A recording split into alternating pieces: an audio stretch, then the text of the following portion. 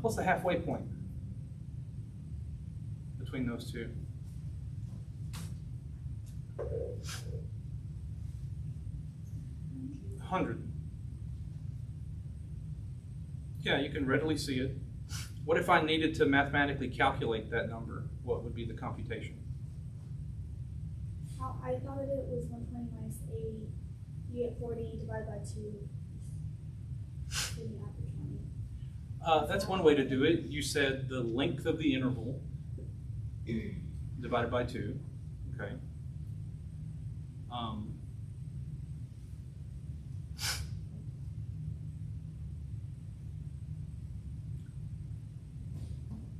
And so when you do that, you say, oh, the length of the interval is 40, and then half of that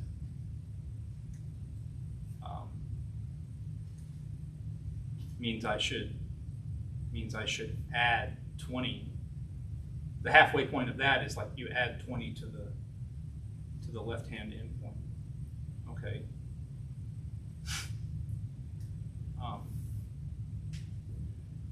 That's certainly a way to get it done. But by you finding the length of the interval,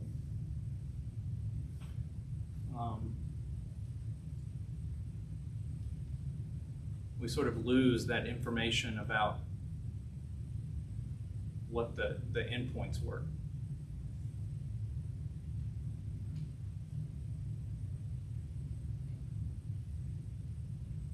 What is another way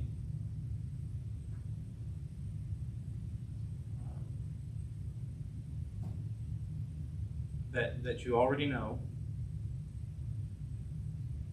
How did we find the mid-range?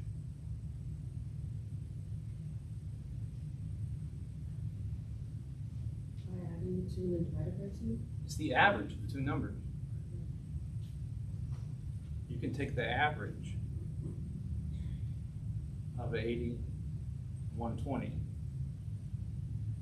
would be 80 plus 120 over 2, and then the result is that point that's right in the middle.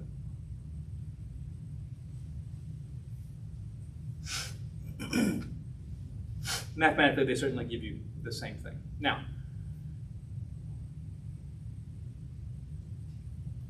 if this range of acceptable glucose levels is 80 to 120, and the number right in the middle is 100, here is my educated guess that for normal and healthy people,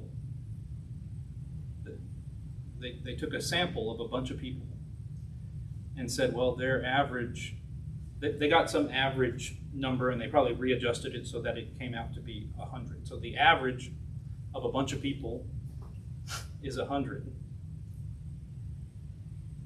And they had a margin of error, which I'll denote with this E, of 20. And so they could state that, well, we think that glucose levels should be 100 plus or minus 20.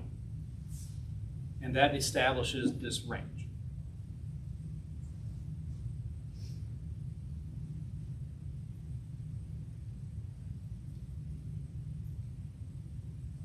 And it is the same as the interval from 80 to 120. Right? These two things are the same.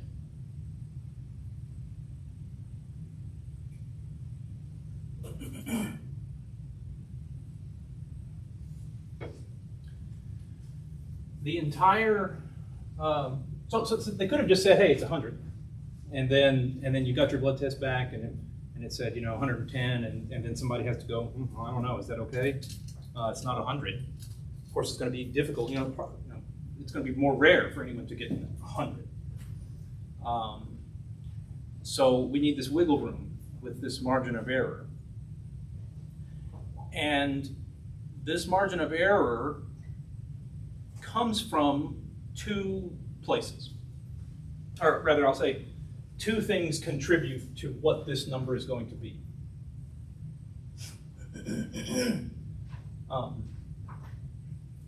We take the standard deviation, that's one of the numbers, okay? So I've got my standard deviation. And we know that if if our sample was normally distributed, then whatever the standard deviation is,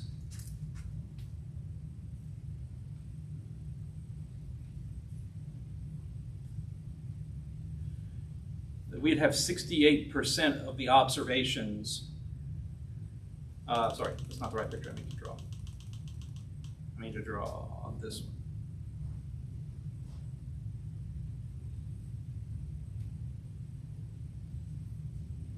.68% of people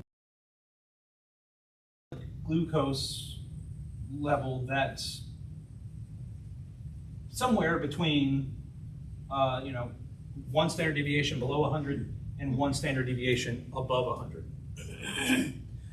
But we kind of want to do better with our blood test, right? I don't want to be telling people, oh, your sugar's way out of control, and when it's really fine. So we'll take that standard deviation and adjust it. We'll multiply by something that'll make it bigger or smaller or whatever we need. And that's the two things that go into this error. We're going to take the standard deviation, we're going to multiply by a number. Now, if the number we multiply it by is 1, then you just have this. Because I'm taking the standard deviation times 1, we would have a 68% confidence interval. That's not a very popular confidence interval. A more popular one is a 95% confidence interval. So I am willing to bet that the numbers for the blood glucose test between 80 and 100 has taken, with a sample mean of 100, that this 20 comes from the standard deviation times some number such that it widened it to have 95% of the observations, and that's coming out between 80 and 120. Now, this number, I think we know this number that does this, the number we would multiply by. Because if I look back think back to our empirical rule, if the mean was 0 and the standard deviation was 1,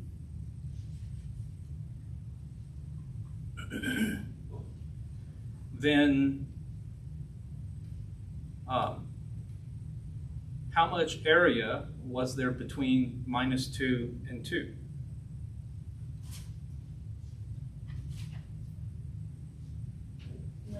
%. Now, more correctly, we learned last week that it's not exactly 2. A better number is 1.96.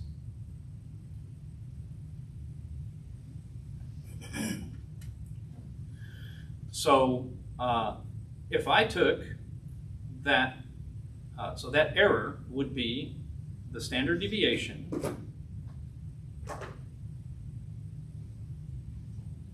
times this number, we'll call it a scalar because it scales the standard deviation. It's a scalar.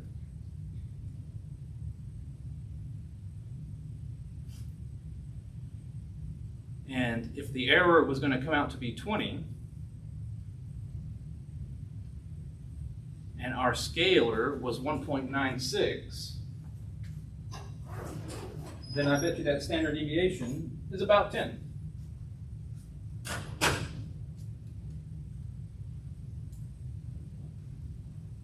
.2.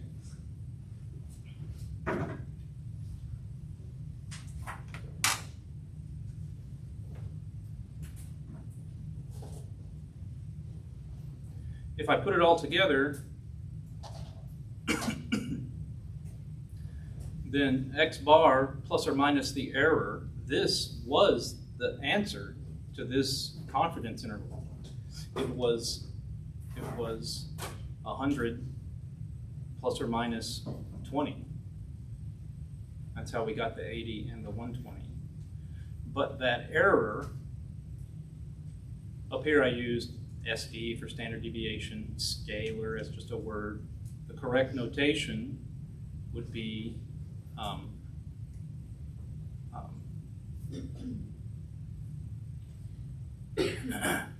well, let me switch the order of these two. They're just being multiplied, so it's no big deal. I can switch the order of those two, and we would say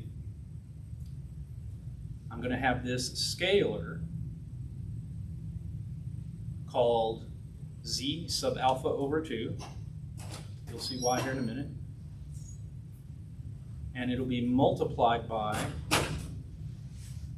the standard deviation, s over root n.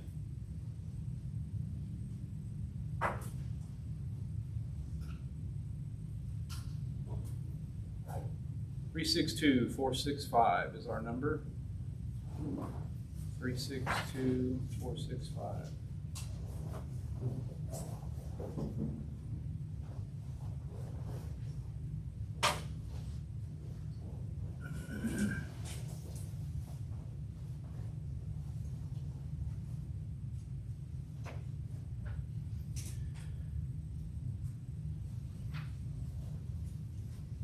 Okay.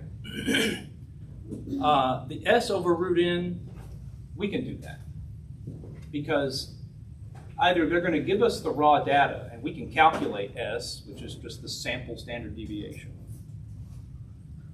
And we'll know how many members are in our sample, that's n. So we can do s over root n, that's no problem. We can do x bar, that's just the sample mean, no problem. It's this number is the weird one.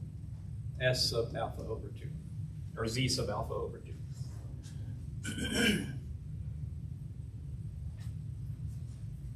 Here's what that means.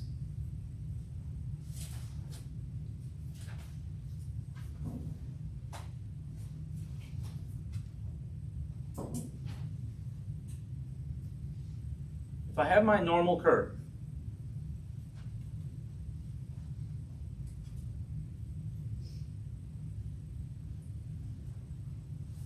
we're going to introduce a notation. This is the z-axis. Here's 0. And I want to talk about this particular z-score right there in the green dot. That z-score. I'm going to give it a name. Its name is z sub star. The star corresponds to how that is the amount of area that we have in this tail past that z-score.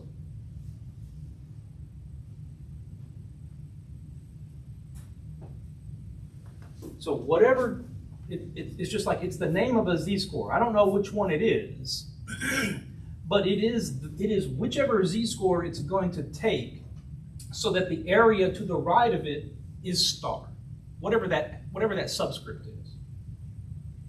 So if I had like a 1 down here, or if I had a 1/2 down here, then I would need, well, it would be right here in the middle. Because this number, this number right in the middle is the one that puts half of the area to its right.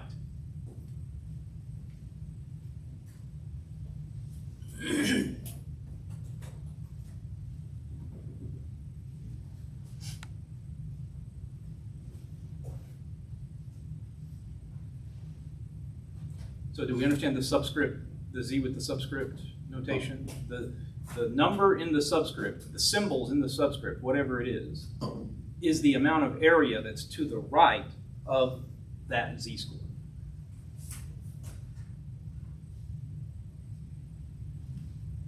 Well then, if we've got that, then I want to look at the standard normal curve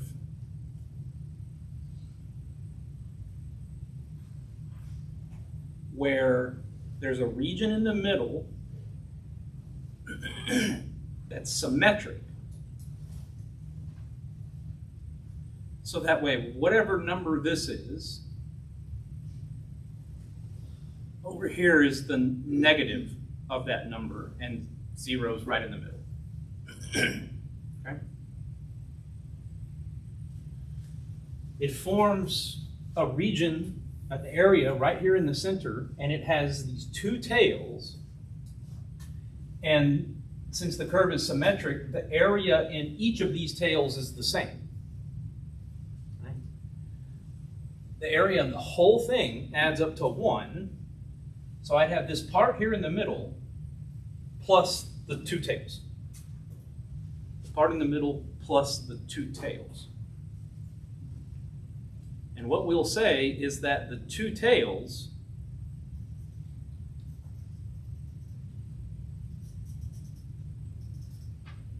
add up to this number called alpha. It's not a sloppy x. It's a Greek lowercase alpha. And everybody doing statistics sweats this alpha in a major way.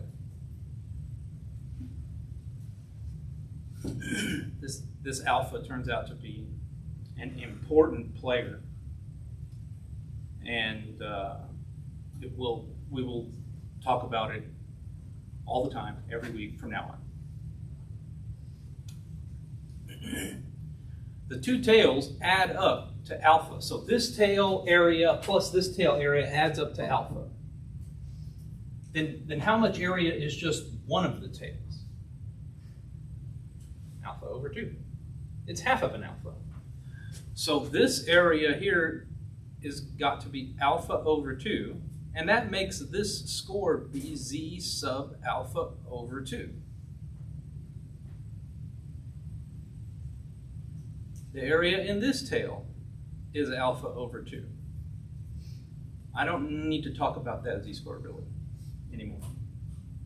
It's just the negative of whatever number that is. I'm only concerned with the positive one.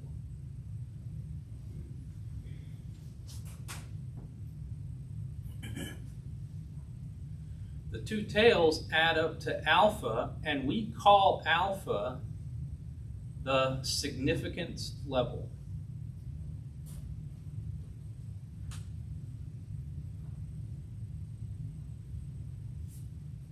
It's the significance level.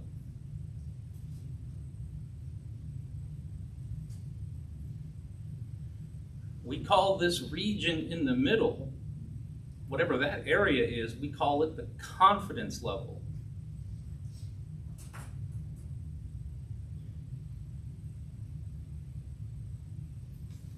Tell me, in terms of alpha, what is the area of the region in the middle? In terms of alpha, what is the area of the region in the middle?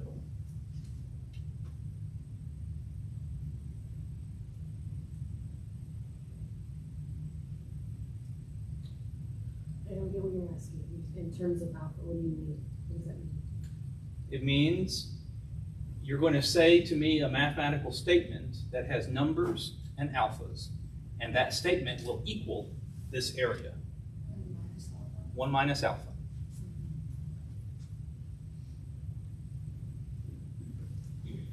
Because the area under the whole thing has to add up to 1. And we can see that the tail on the left plus the part in the middle plus the tail on the right,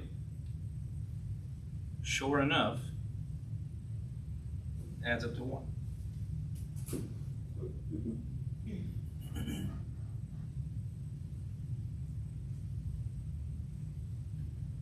My confidence level is 1 minus alpha.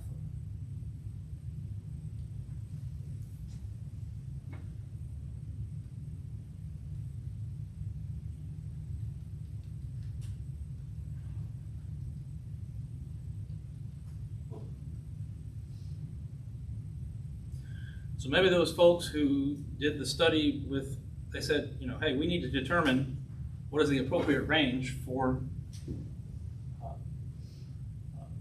blood glucose results. And they would have said, okay, well, we looked at a bunch of people and found that X bar was 100. And we found that S over root N was 10.2. And they said, well, let's make a 95% confidence interval. They said, we want it to be the case that 95% of patients that have a normal blood glucose, the test will agree with that. That means that only 5% of the time would you have a perfectly fine blood glucose, but it shows that it's outside of the interval. And this helps to make sure that people who really are having an issue with their blood glucose will, like, for a majority of the time, will fall outside the interval, right? Because we just did it with normal and healthy patients. We're erring on the side of caution. We'd rather have the test always catch the sick people, but then also sometimes say that someone's just fine. Say that someone is sick when they're just fine. Okay. So we wanted a 95% confidence interval. Well, that would mean that we want this area right in the middle to be 0.95. And I believe we know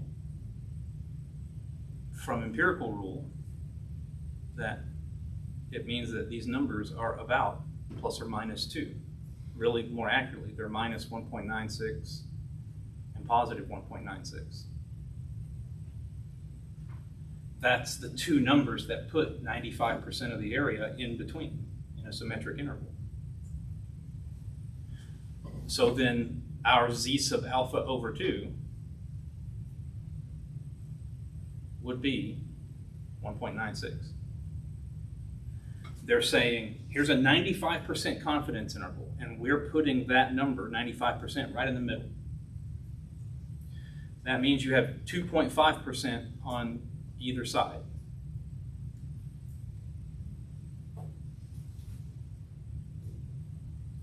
So technically, this z sub alpha over 2 would be z sub 0.025. Okay. And if you had to do it with charts, with like the paper charts, with the whole list of numbers, this would be the number you're interested in. You would ultimately, you would say, okay, it's a 95% confidence interval, super. I know that 1 minus alpha is 0.95. Then you would solve for alpha. You would get that alpha is 0.05. I mean, it's just the rest. 95% plus 5%, that's 100%. So you would have found alpha as 5%, you would have cut it in half to get alpha over 2. That's 2.5%.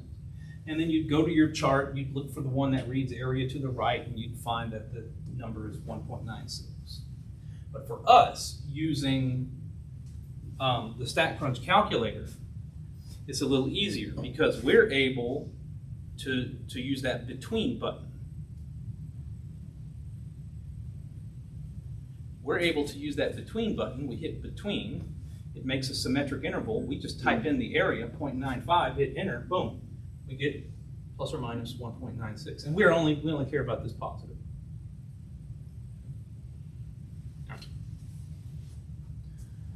Let's recap.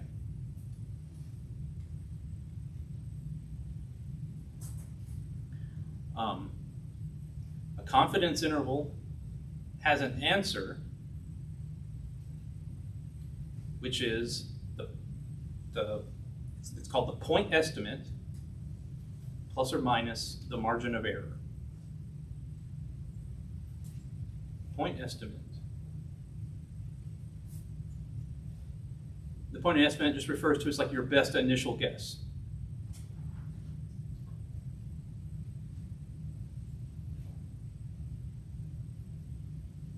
Point estimate plus or minus the margin of error. it establishes a little range where the real mean should live to within some degree of confidence. This thing always comes with some degree of confidence.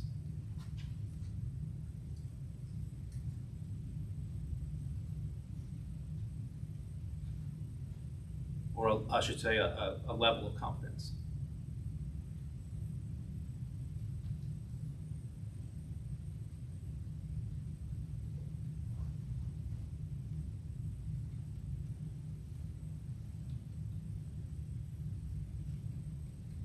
Like 90%, 95%, 99%. Those are the predominant ones. Occasionally, you'll see something different.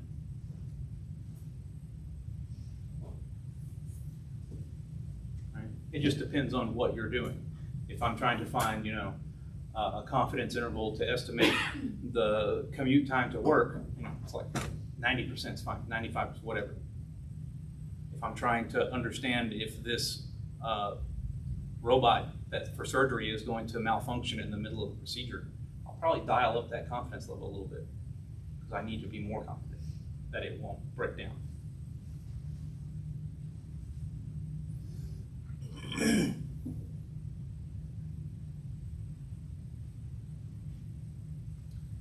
And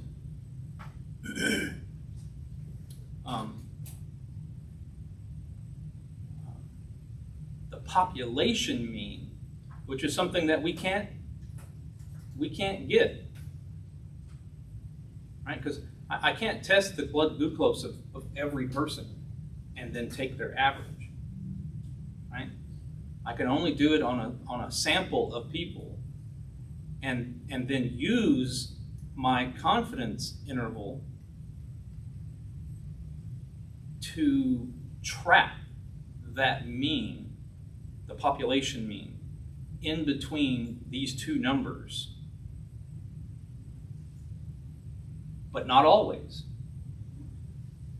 It's like the likelihood that it would be trapped between these two numbers is associated with your level of confidence.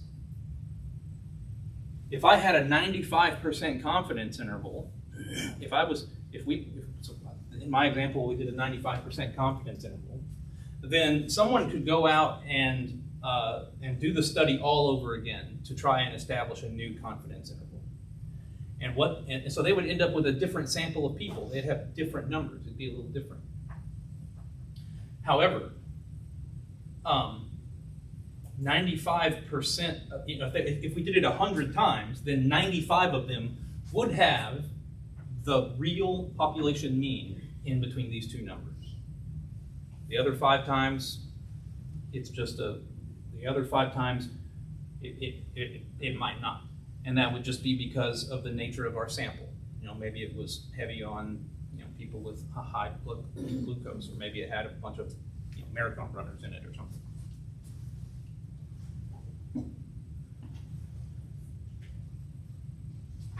So it's not always right, but we can adjust how right we would like to, how confident we want to be in the fact that this interval will contain the population mean.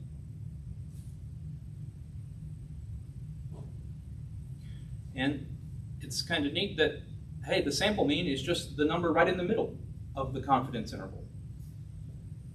The sample mean is just the number right in the middle. And on either side of it is this error. That distance right there is the error. So confidence intervals have a width of 2 times the error. And this lower number is just x bar minus the error. And the upper number is x bar plus the error. And where did that error come from? That error comes from us getting the standard deviation of the sample mean. Remember this from last week. Well, technically, Last week, what we did was sigma over square root of n, right? And that was the standard deviation that we used for this other brand new distribution called the distribution of the sample mean. And here we're talking about the sample mean. And so its associated standard deviation is this. Its name is technically the standard error. But that would be if it had sigma in its numerator. We don't have sigma because we can't go out and measure the blood glucose of every person. So we use the standard deviation from our sample as an estimate, S over root n. It's as close as we can get. And we take that standard deviation and we multiply it by this number that'll make it shrink or grow. In most cases, grow. And that number we multiply by to make it shrink or grow is z sub alpha over 2. Z sub alpha over 2 is what controls our confidence. Or I should say it the other way.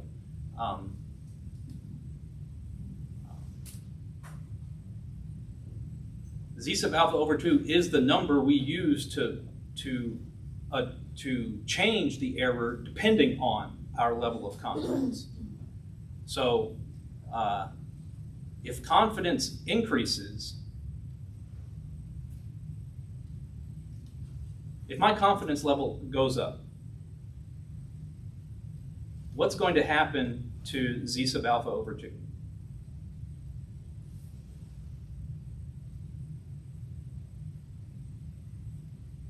If my confidence level increases,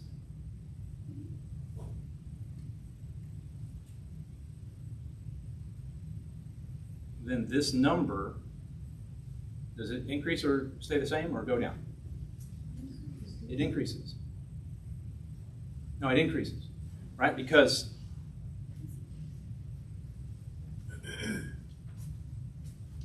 my confidence level is going to grow. That means this area here will get bigger. If this area gets bigger, then the number must go out here, right? So if this suddenly changed to 99%, then I'm going to have to use a bigger number. If I'm using a bigger number,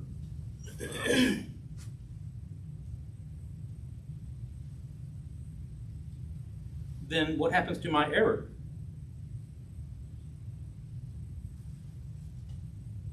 I'm taking my standard deviation and I'm multiplying by a bigger number now.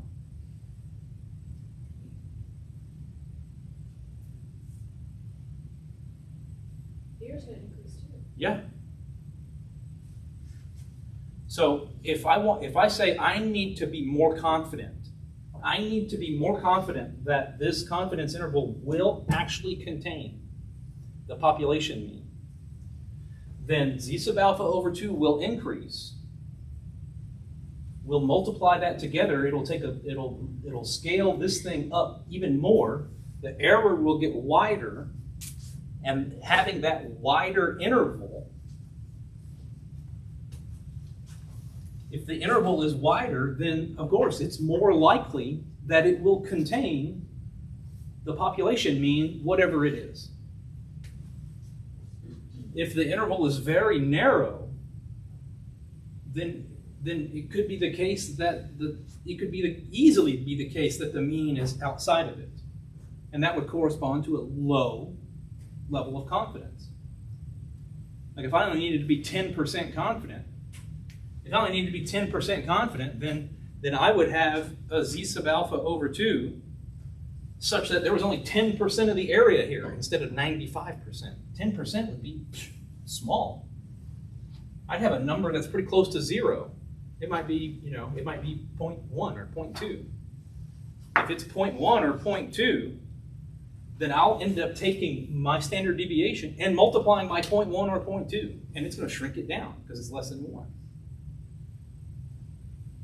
And when it shrinks that down, my error will shrink down. So I'll have my sample mean plus or minus this little tiny error. Well, that's very unlikely to contain your population mean, whatever it might be. May I ask, Where did you get the 10.2 for standard deviation? I missed something there.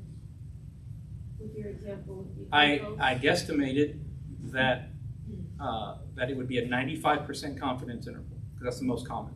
Mhm. And if the so I'm told that the numbers for blood glucose are 80 to 120. That's the acceptable range. Mhm.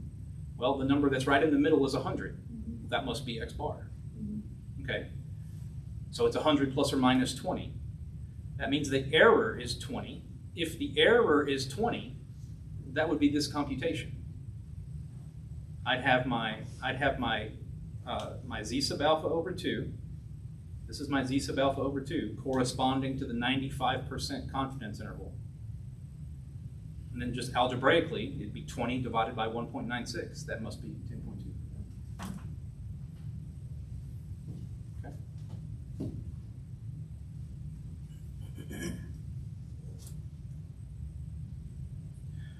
So, all the notation that I've used here so far has been for confidence intervals about a mean.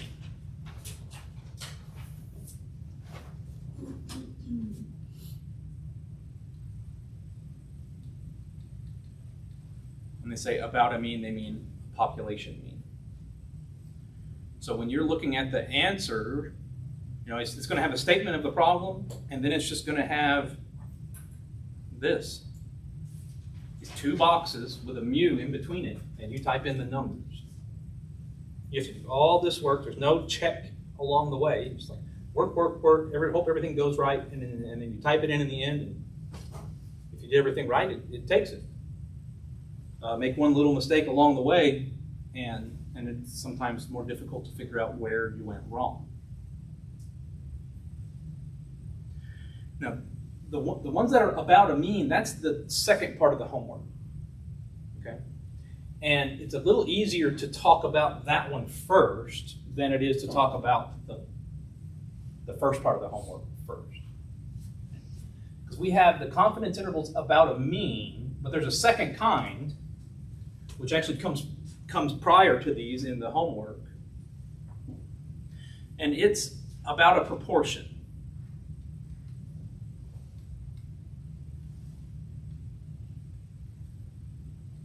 Everything works exactly the same for confidence intervals about a mean or confidence intervals about a proportion. You'll know that you're dealing with an about a proportion because it doesn't have a mu. It has a p, p for proportion. It's a lowercase p. A lot of p's floating around in this class. Capital P, probability. Lowercase p, proportion. Proportion. And at its heart, they don't do anything different. Okay? It will still, the answer to this one will still be the point estimate plus or minus the error. In both cases, it's the point estimate plus or minus the error. Up here, the point estimate was X bar.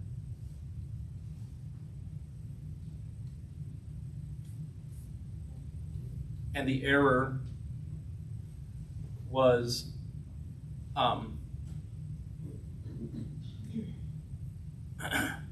oh, well, just realized I made a small mistake. Easily fix that. So if I come back to where I told you that this thing was z sub alpha over 2, change the z to a t. And we'll talk more about that later. It's a t.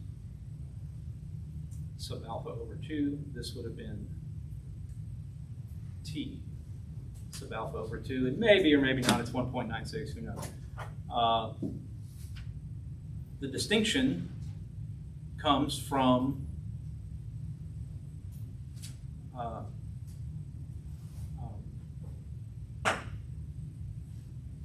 it has to do with this concept called degrees of freedom, which we'll talk about it when we get there. It's a piece of cake. But I just want to, I didn't want the error to persist. If I'm having if I'm talking about a mean, then it's a t sub alpha over 2. We wouldn't use the normal curve, we'd use the t curve. And so the error term would be this t sub alpha over 2 times the standard deviation. It's still some number that's a scalar multiplying by the standard deviation. It's the same thing. It's a number times the standard deviation. It's a product of two numbers. And it's going to be the same thing down here for about a proportion, but the point estimate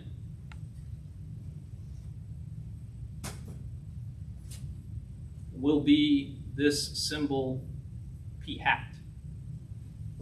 It's got like a, oh, it's got a hat. That's what we really say in math, p hat.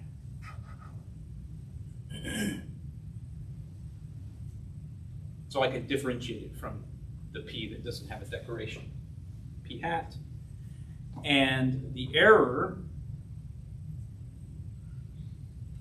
will still be this product of two numbers. This one is the z sub alpha over 2.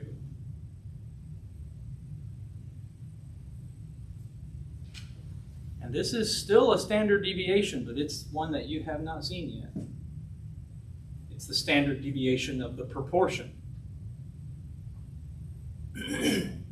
It's the standard deviation of the proportion. It's a different kind of distribution that we haven't studied. We're not going to. I'm just going to tell you what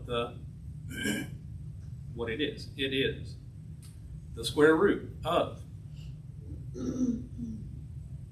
p hat times 1 minus p hat over n, square root of the whole thing.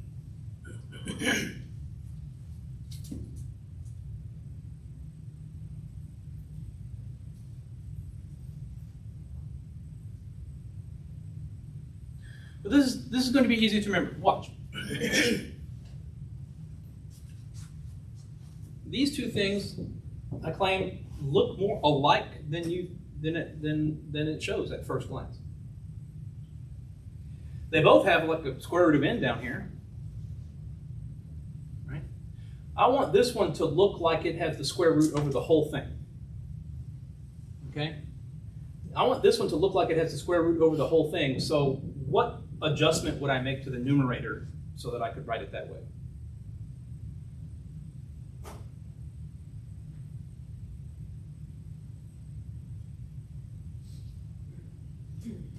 I want to be able to say that s over square root of n is equal to big square root of a fraction. I still have the n in the bottom, but what would the numerator say?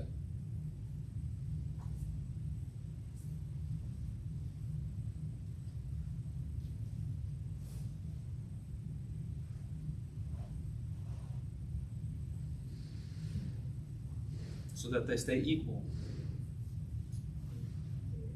Huh? What's the variance? Squared. Yeah. Well, if I have s squared and then I take the square root of it, it's just s.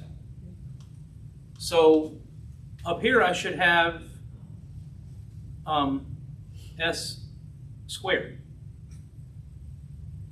S times s, right?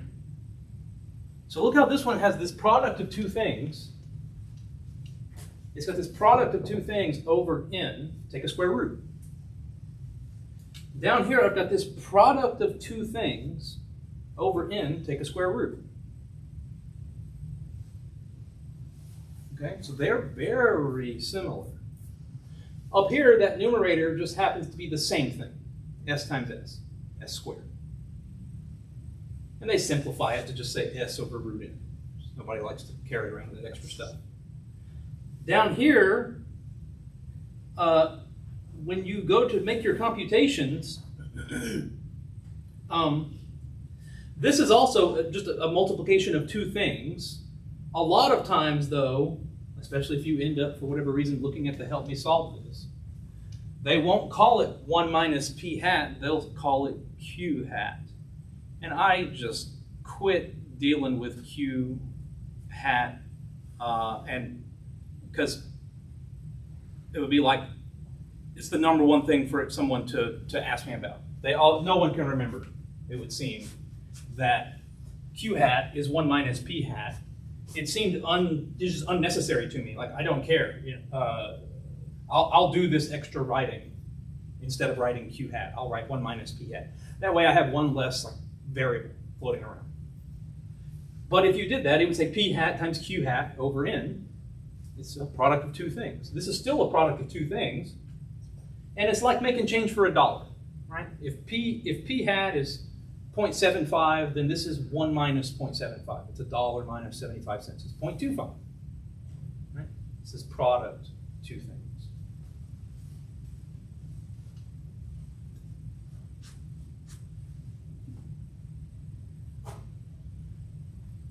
So they are very similar after all. Let us then look at our first problem. It should be, I think, number 4.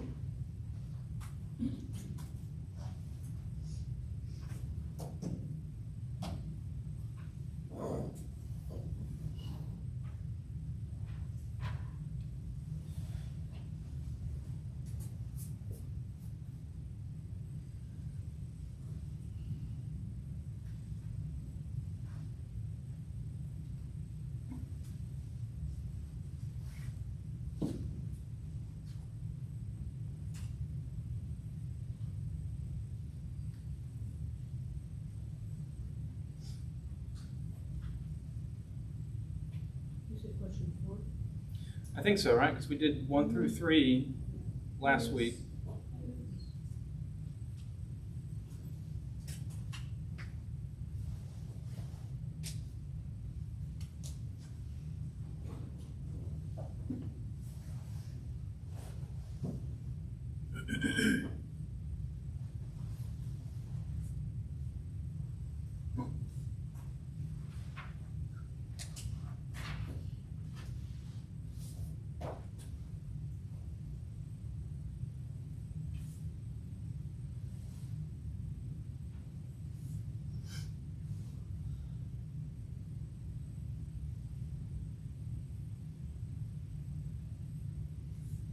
So we should have similar problems. A random sample of 862 births. So that means that n is 862, right? I'm going to make notes as I go. So n is 862. A random sample of 862 births in a state included 421 boys. So p hat, my point estimate, is my best initial guess of how many boys were born, not how many, what percentage, what proportion of boys were born in the whole state. It's my best initial guess. But p hat is what happened just in this 862 births.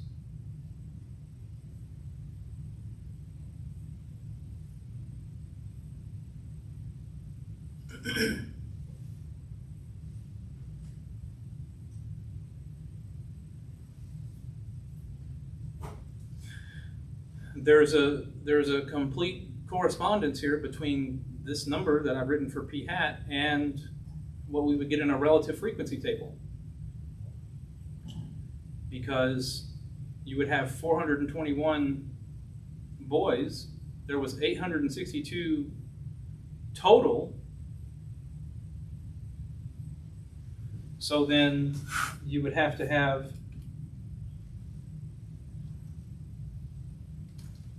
441 girls. And if I just divide each one of them by 862,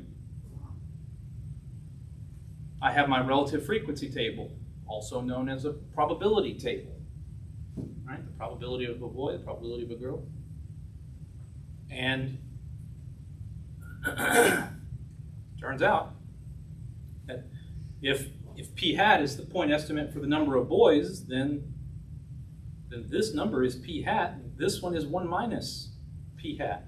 This one must be 1 minus p hat because this column has to add up to 1.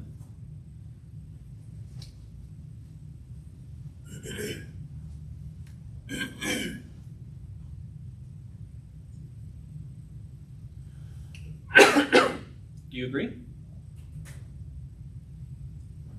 Oh, you got the 441 from subtracting the 862 minus 421? Is Yeah. that how you came up with that? Okay.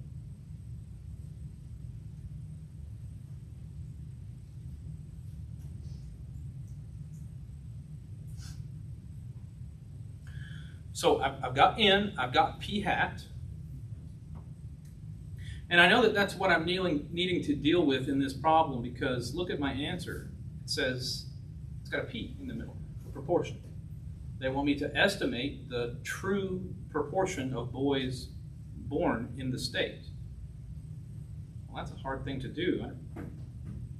What if somebody secretly had a baby, did a home birth or something? What if there was a bunch of them? I can't know for sure that I've counted every one of them. It's probably inconvenient to do that. So I'd rather look at this sample and make a good estimate of how many boys there should have been.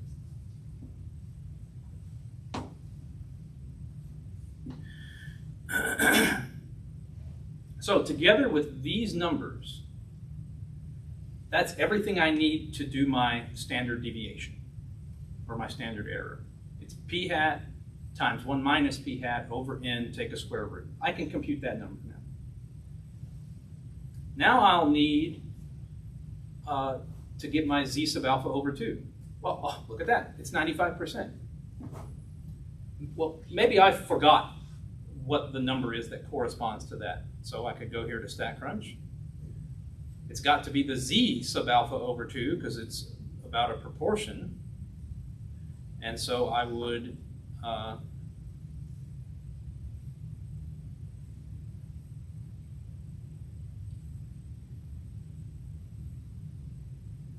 go to Stat Calculators Normal.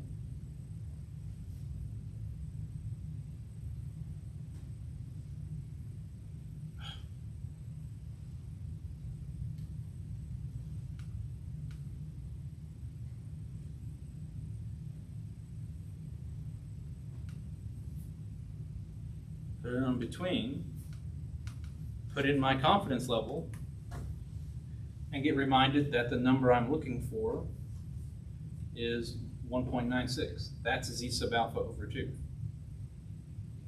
It's right there, 1.96.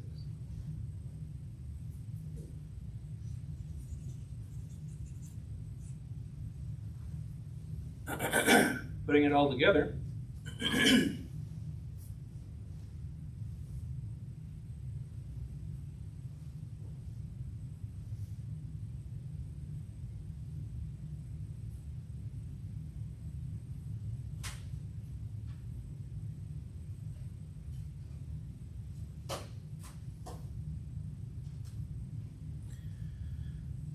my answer has got to be the point estimate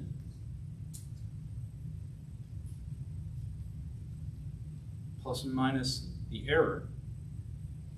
I know my point estimate, it's this, p hat, so let me compute that number to 4 decimal places. 4 decimal places is our key. You don't need any more than that, don't do any less than that. 421 divided by 862, I get 0.7491. That's my point estimate. That's the middle of my confidence interval. I need to do plus or minus my z sub alpha over 2, which is 1.96, times that standard deviation, which, let me remind you, is square root of p hat times 1 minus p hat over n. Well, P hat is sitting right out here out front. It's 0.7491.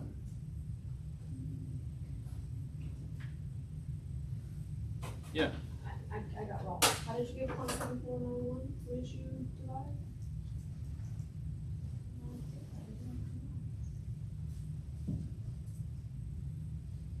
Oh, I typed the wrong thing. I typed 562. Okay, Sorry. I did it right then. 421 divided by 8. Okay. 62 is 0.4884.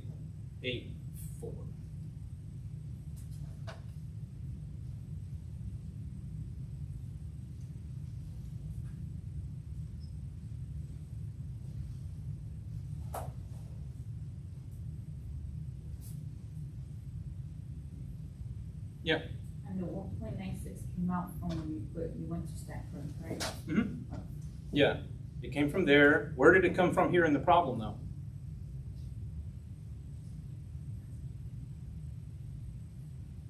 It's like, yeah, I got 1.96 out of StatCrunch, but how did I know what to type into StatCrunch? You put in your The confidence level. confidence level. Yeah.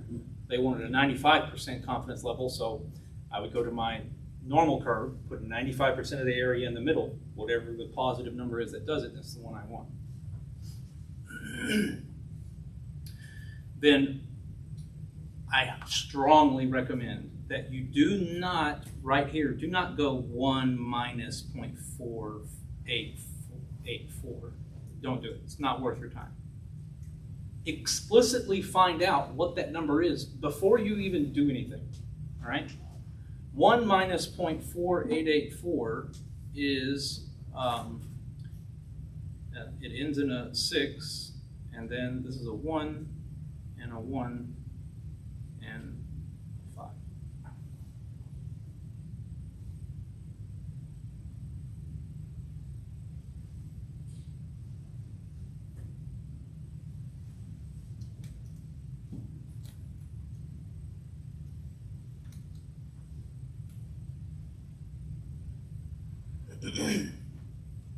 Yeah. So for that one, you did 1 minus 0.4884.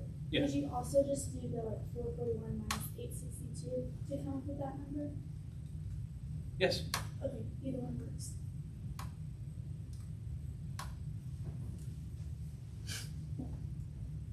However, if there's any rounding that had to happen, right? You could get in trouble, right? And then somehow these don't add up to 1, right? They've got to add up to 1 to be consistent. So this test, this confidence interval is very sensitive to any rounding that we do. So keep 4 decimal places. You want us to round to the 4th? Or Yeah, just leave- keep 4, right? So you're rounding to the 4th. Yeah. I mean, if it comes out more precise than that, that's great. But like if we don't need it, then cool. But in all likelihood, the majority of the problems you'll need all 4. And then it's divided by n, and n is 862.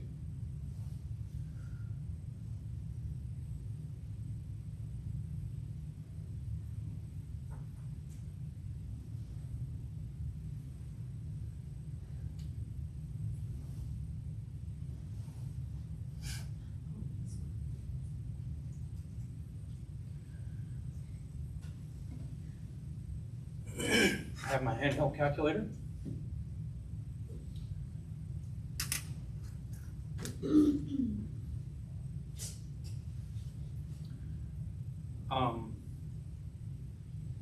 So, depending on what kind of calculator you have, you might or might not have good luck doing the whole thing all at once. If you're on your phone, doing the square root can be very difficult. Okay? The majority of phone calculators want you to have the number on the screen and then you press the square root button. That's not how these work, and that's not how it works up here. Normally for us, we're like square root and then the number, and then equals, which is why we want this. She didn't get the announcement though. So I'm gonna say, I'm gonna start here inside the square root and compute that number that I'm taking the square root of. And then I'm just gonna type square root, and I'm gonna hit equals, and then I'm gonna type square root of the answer. So if your calculator has an answer button, you should take advantage of it, so that you're breaking this thing down into little steps. Right? You can do it all in one go. What you would want to do is calculate the error and then write it down to 4 decimals. Calculate the error and then write it down to 4 decimal places. Then, when we have that, we will do the point estimate minus the error, type the answer.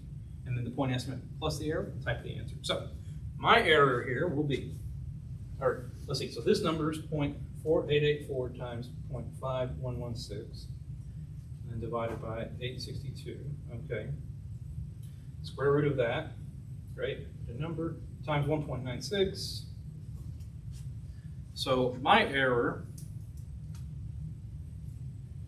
is 0.0334.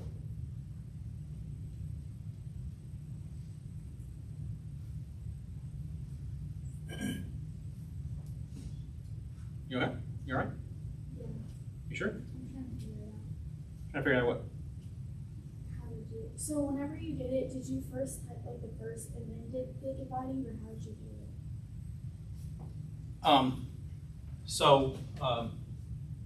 I typed this number Okay. times this one. I didn't need any parentheses or anything. I can just type this times this and then divide by this. No parentheses needed right there. Because the calculator will understand you that it'll do the multiplication, and then followed by the division, and you will have that number that's under the radical. Then you want to take the square root of that number. Oh, so do it before you square root it.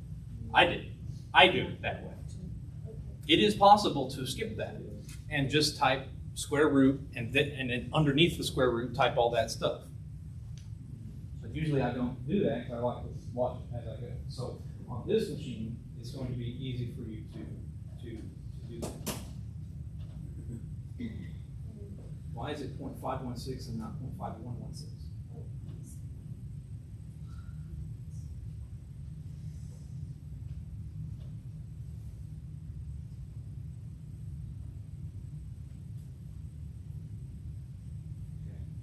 So then there's the number that's under the square root.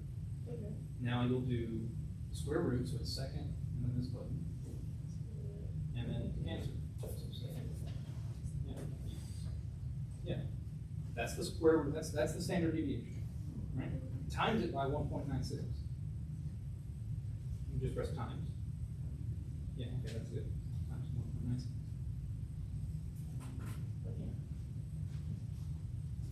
Got it? I have no idea what I'm doing wrong. So I did the 484 times the 5.5116. Right. And divided by 862. Mm-hmm. Now we want to do this. So this is the number that's under the radical. Yes. Take the square root of its number. Okay. So you do second, and then there's our square root, and then answer. Oh. No, that's exactly we definitely want to not do that. So second, answer. Oh. That way I'm not doing any rounding until the very end. It'll carry all those digits. And then after my computation is done, then I will round. Okay. So then that number now is the square root of all that stuff. Times 0.196. 1.96. Got it. All right.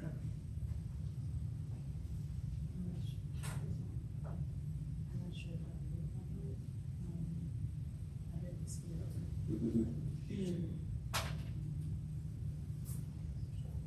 Why is it negative?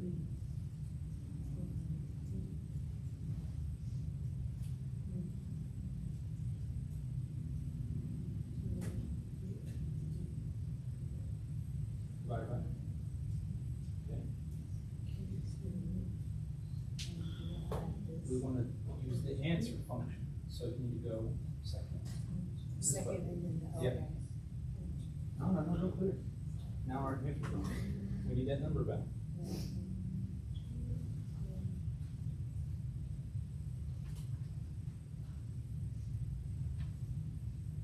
Equals.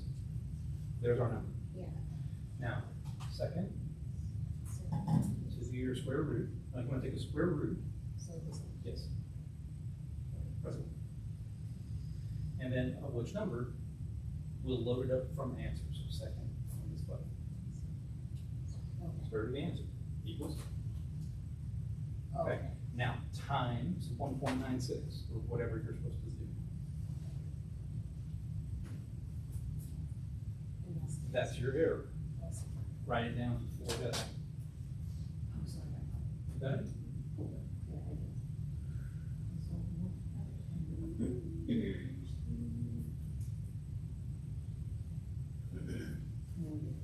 Okay. Divide by 861. Okay. That's the number that we're taking the square root of. So use the second button so we can talk about that. I think that's over there. No. That's something else.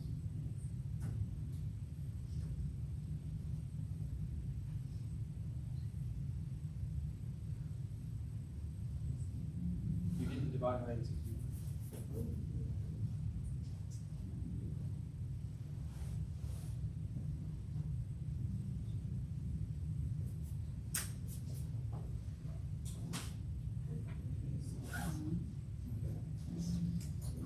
Square root of answer. Second answer.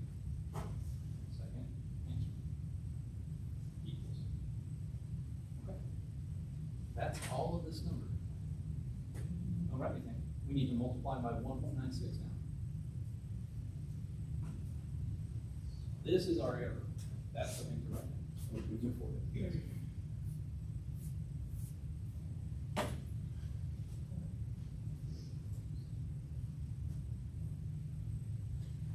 Okay? Big. It's pretty big. It's in the right neighborhood. Okay, so, great. This is our answer. I just need, it's in that, it's stated in the way where it's the middle plus or minus the error. I need to explicitly find the left endpoint, explicitly find the right endpoint. So 0.4884 minus 0.0334. Then my lower limit is 0.455. And my upper limit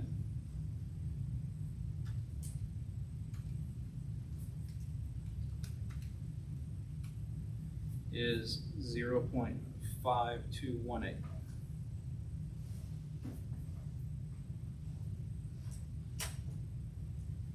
Are you subtracting the 0.334 from the 0.4884? Where did you get the 0.455? This number is the point estimate minus the error. And this number is the point estimate plus the error. It is the explicit computation of this thing. I have the plus version, I have the minus version. The point estimate here is the number that's right in the middle. So I'll subtract away the error and I'll have the left endpoint. But if I go back to that middle and then add the error, I'll have the right endpoint.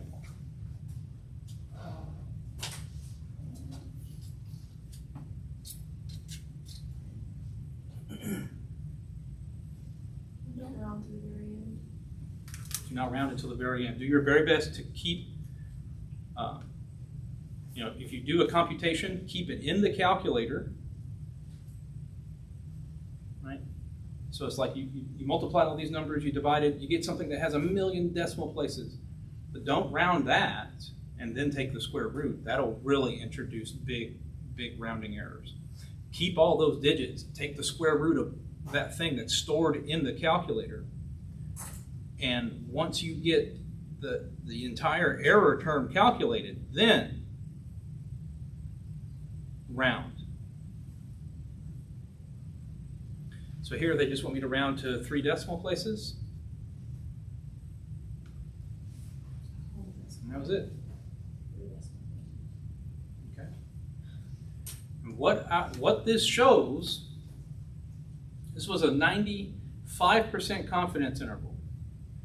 So then we're 95%, correspondingly, we are 95% confident that whatever proportion of boys that were born in this state, a number that we really can't get our hands on, but we're 95% confident it's between here and here. It's between about 46% boys and 52% boys.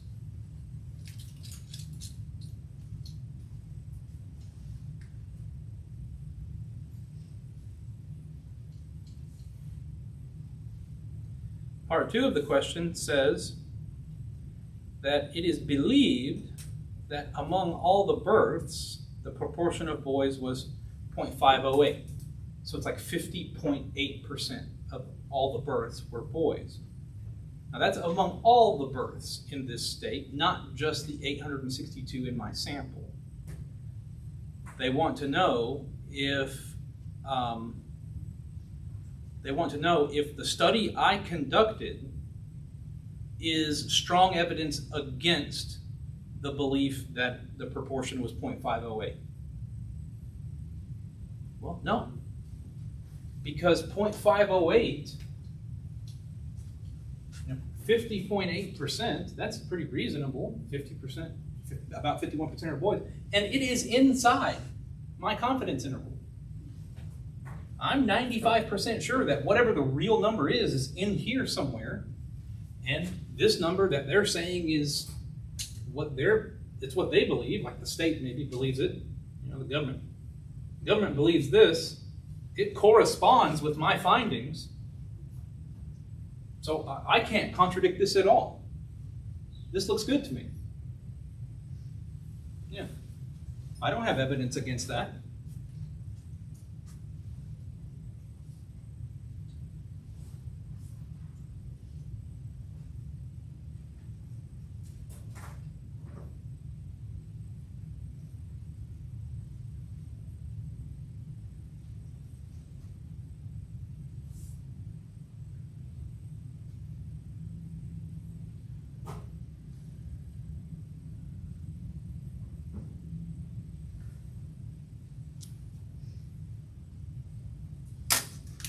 That was our first problem. They go way faster after this.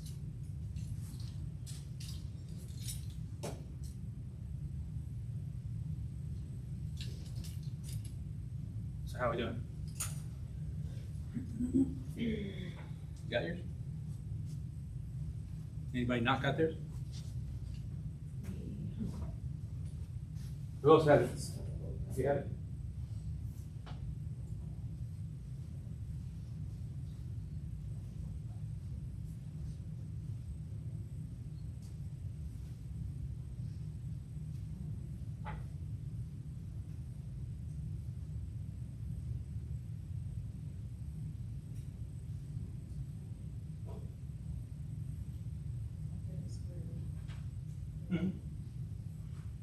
Did you need to do the square root of the answer? Yeah, I think I rounded off the draw my answer. So take it from the top. Do the computation underneath the square root. Yeah.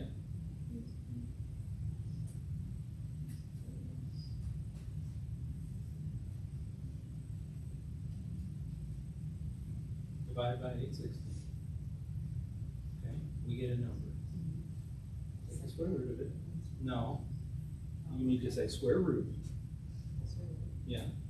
Second answer. The square root of the answer equals. Now times it by 1.96. That's your error. .0334, it's right here. 0.0334.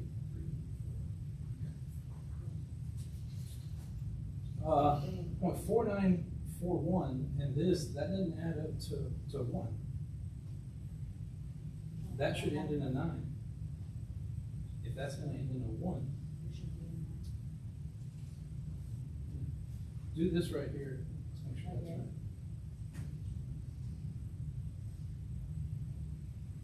.4942. there. I had 2 before, so I changed it to see if maybe that was It's a my 2. error. So it's a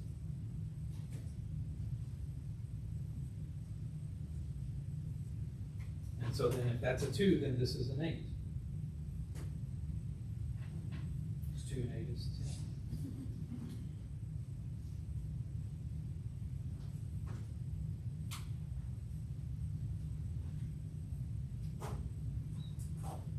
I mean, if it's gonna make a difference at all, it will be, in the last decimal place, but hey, that counts. Okay,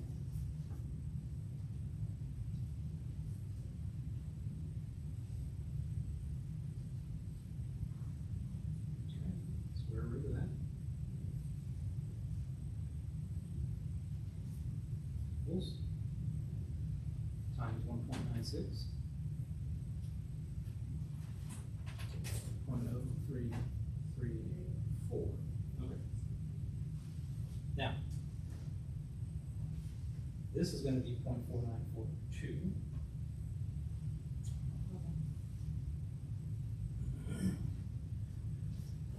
So 0.4942 minus 0.0334. Let's verify. Oh, did you type in all 4 digits? You need to only have 3. Oh. So 0.461 and 0.528.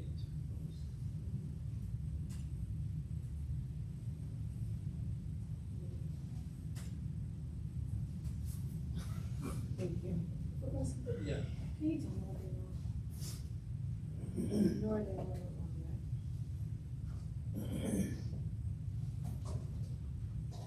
So, this is .49. In this phone, I want you to type the whole expression. Type 1.96 times square root, and then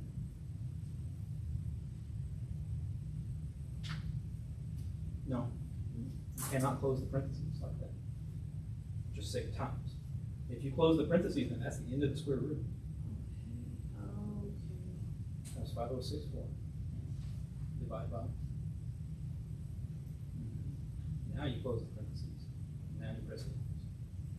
That's your, there it is. 0.0334.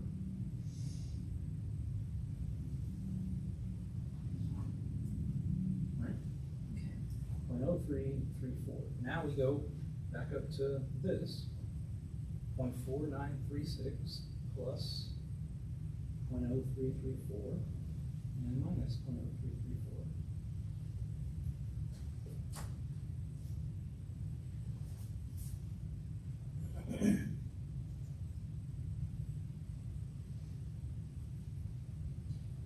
It's still giving me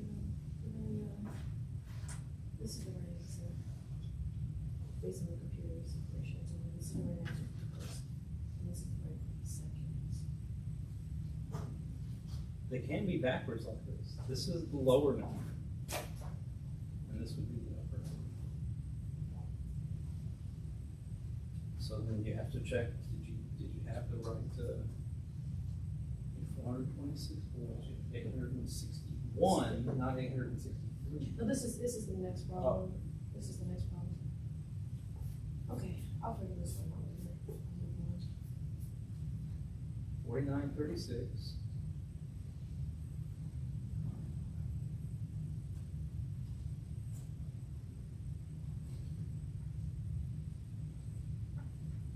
You moved up 0.527. It's very close. It will take numbers in a certain, I mean, it will round only to within a certain small interval, there's a very small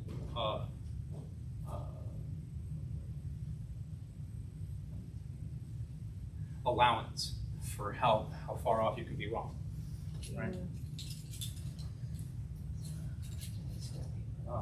But you know, everything is working fine, but now on this problem, just try it again. All right, let's take 10, and when we come back, we'll do the next one.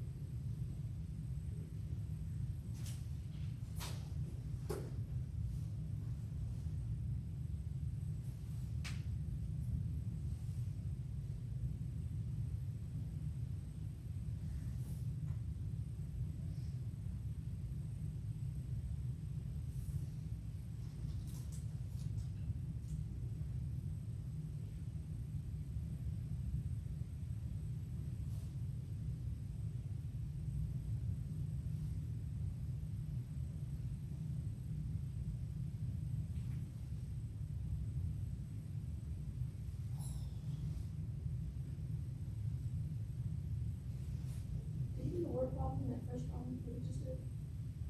Do you do the word problem? Not saying like, it was good. It was not strong evidence because it's inside the 95%.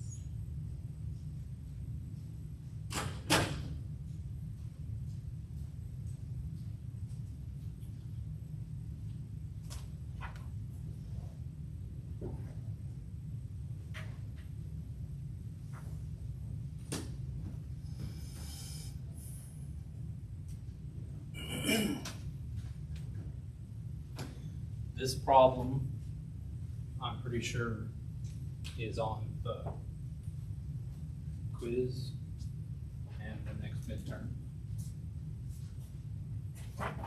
So I get familiar with it. It's a genetic experiment about peas. Evidently, you can have yellow peas. I don't know that I would eat it, though. The green ones, just fine. And they've done something to cause the peas to be yellow, but only 158 of them. The other 421 were green. So the addition of these two numbers is the total number of peas.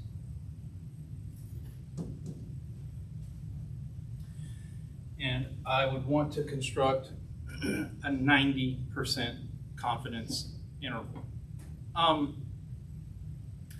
Let me offer to you an alternative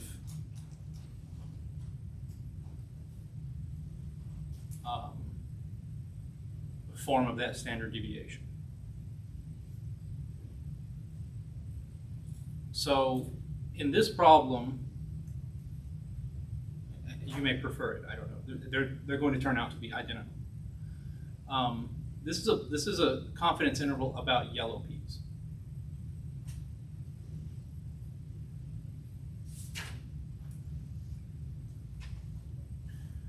So I will use Y for yellow and I will use G for green.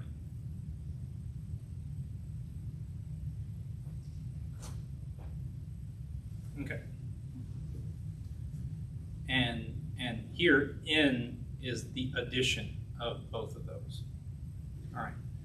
So I know that my point estimate for yellow peas has got to be Y over N. Okay. My error has got to be the z sub alpha over 2 times the standard deviation. Now that standard deviation, which is the square root of p hat times 1 minus p hat over n, let me, instead of boiling it all down to p hats and doing some rounding and whatnot, if I just didn't do that and just kind of denoted here where those numbers came from,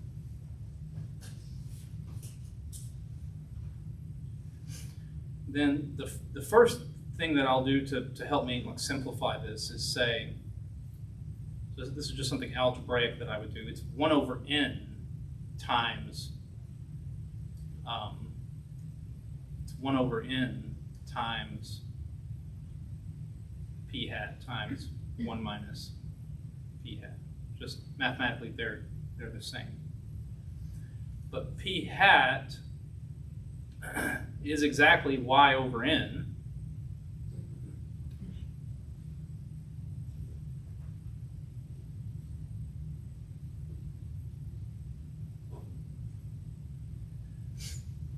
And the 1 minus p hat, as Carissa pointed out earlier, is just the probability of the green p. So here that's G over N.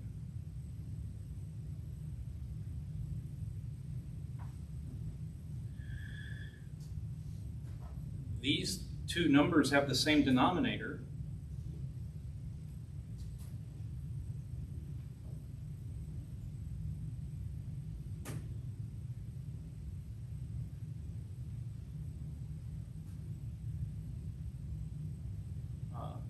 So I would have 1 over n times y minus g over n. Now you can see that the denominator would be n squared.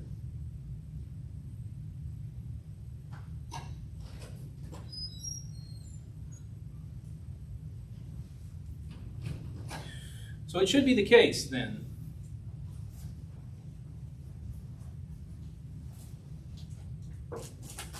that I could just say the square root of y minus g divided by n. And it would come exactly from this. I could have done that in the last problem too. I could have said boys, girls,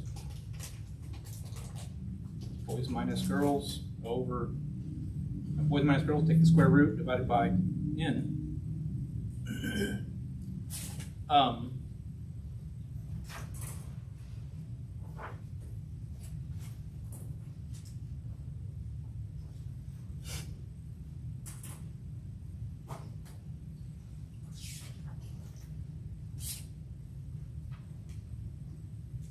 Oh, sorry, I messed up here. I knew something was wrong. So this is not a minus sign right there.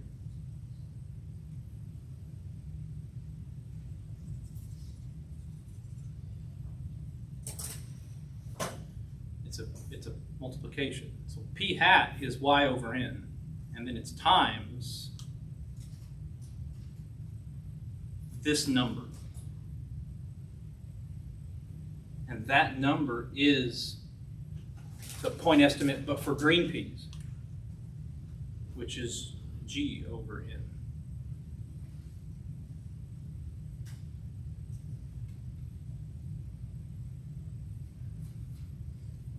Now I feel good. So y times g over n cubed. You may prefer that because there's no decimal numbers involved yet. Right? The answer will be a decimal number, but y and g are integers, n is an integer. You just have to know how to cube it. Your calculator should be able to do that. Now, either one of them gets it done. So in the last problem, I could have said number of boys times the number of girls divided by however many there were added together, but cube. And then take a square root of that, and I would have gotten the same error term.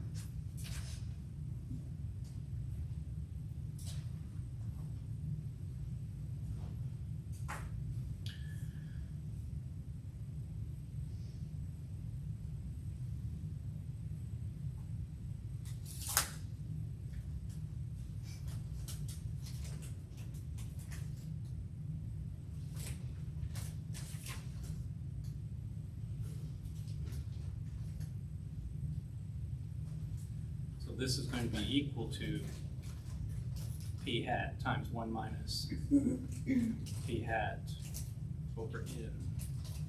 Take a square root.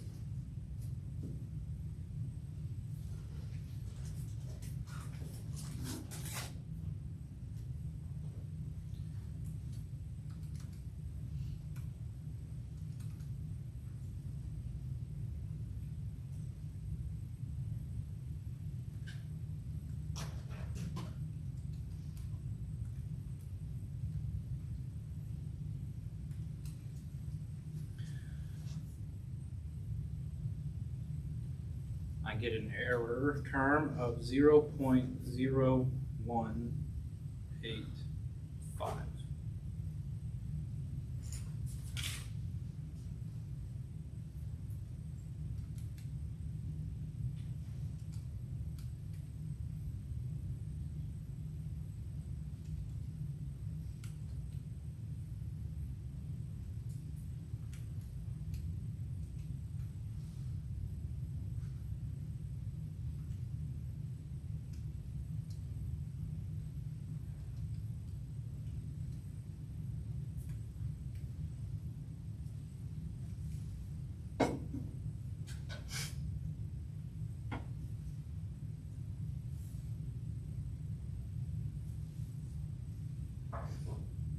you cube it on here? So there's a button that's right next to your square root button that has a X symbol with a box in the X.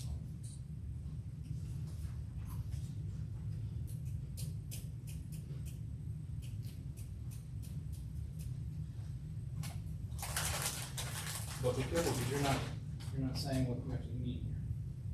Okay? Before we didn't need parentheses because it was a times, but now there's a plus, so you need parentheses around that. Or else that denominator is only belonging to that second number.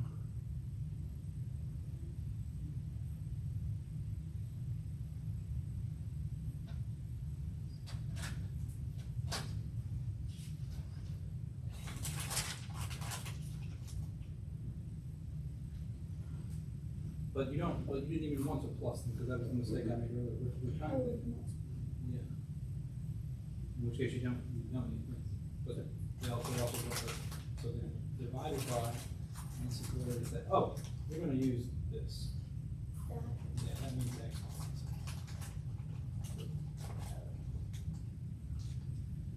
Square root of that.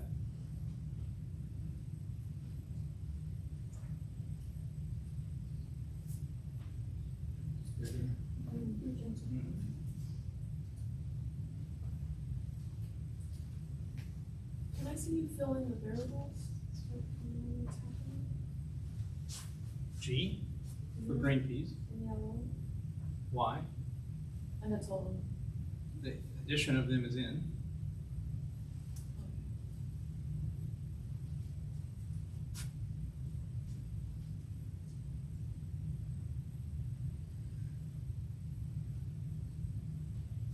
And then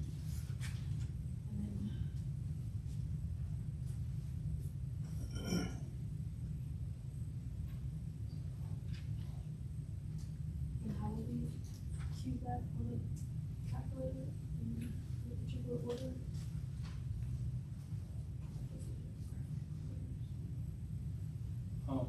Well, we can't do a square root yet until we have it. So we'll just divide wherever we get by the total and then we cube. Then, No. The number you're dividing by is n times n times n. Also, we just do that. You need to divide by n cubed. So you have your number of green peas times your number of yellow peas, and then divide by type your 577, and then this button gets you to the exponent. Okay, that's the thing to take the square root of. Yeah, now you need the square root of that.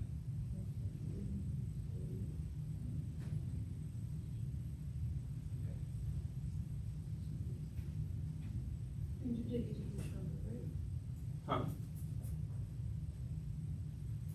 Yeah, you shouldn't write any of that down. I couldn't figure out how to call it. Now divide by, just divide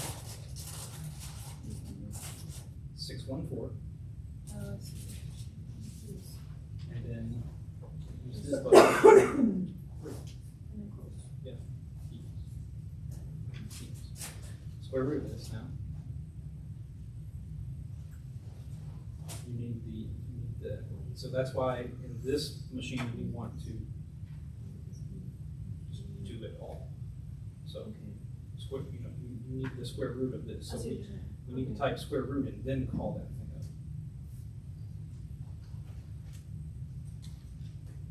Yes. There you are. Thank you. We were doing it this way.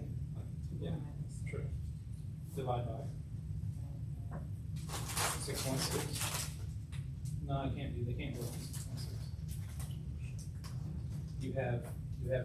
It should be 168 times 440. 448 is the number of green peas. 168 is the number of yellow peas. It's divided by that 616, but then it's cubed. So you press this to get it to the exponent. Press it. 3 for the exponent cube equals Okay, this is the thing to take the square root of. Second. You can't just press that. You have to follow along. You don't need it clear, you can just go back. Also, press up and recall what we just did. Okay, so there's the number we need to take the square root of. Second, square root. In order for me to use this as answer, I have to press the second first. Equals. This is that, this is that. Okay. Now it needs to be times your z sub alpha over 2. All right. I actually have this improperly labeled here. That's not my error. This is my standard deviation. This should be times my z sub alpha over 2 that corresponds to 90%.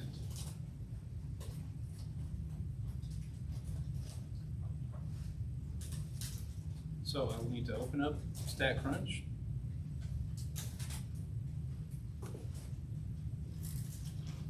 Stat calculators normal.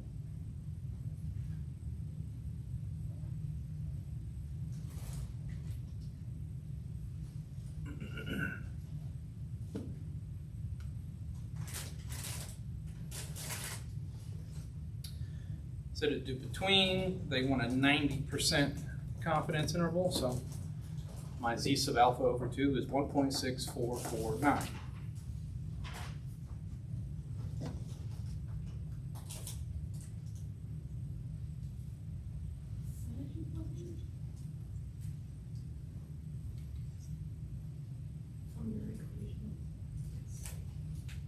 No, that 0.9 is the confidence interval that they gave me. Yeah, It's the number that's right there. that's what I mean. Okay. From the problem. Yeah, from the problem. Yeah, not from your equation, from the problem, my bad.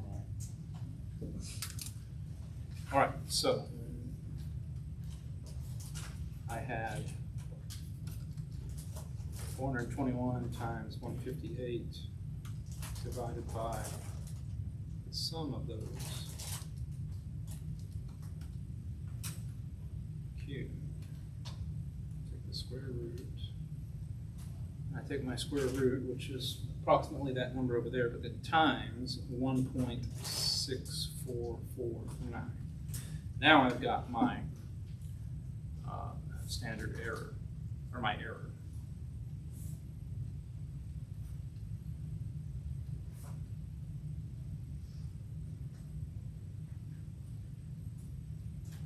Finally, here, now, when I get to here, I round to 4 decimal places.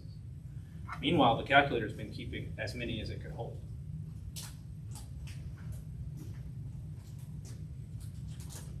Okay? Well, the solution will be p hat plus or minus that.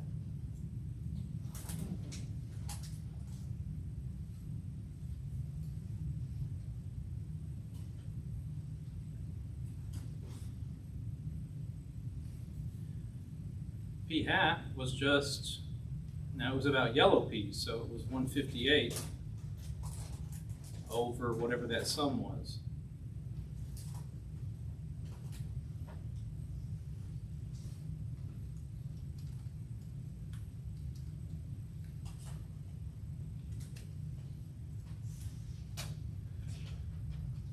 So here I will get 4 decimals, 0.2729.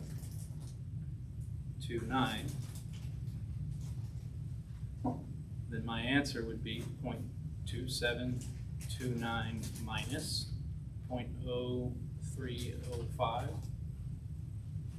is less than P is less than 0.2729 plus 0.0305.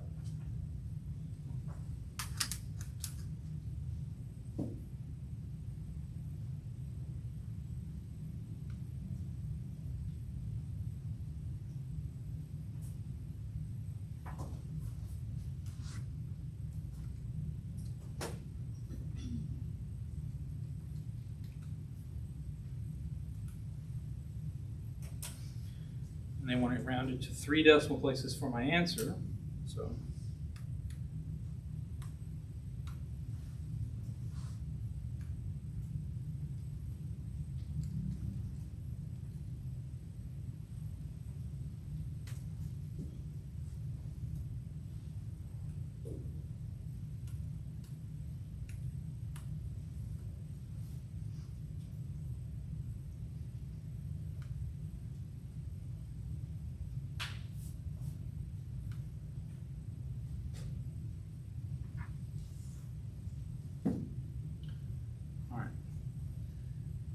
are we able to get this handled?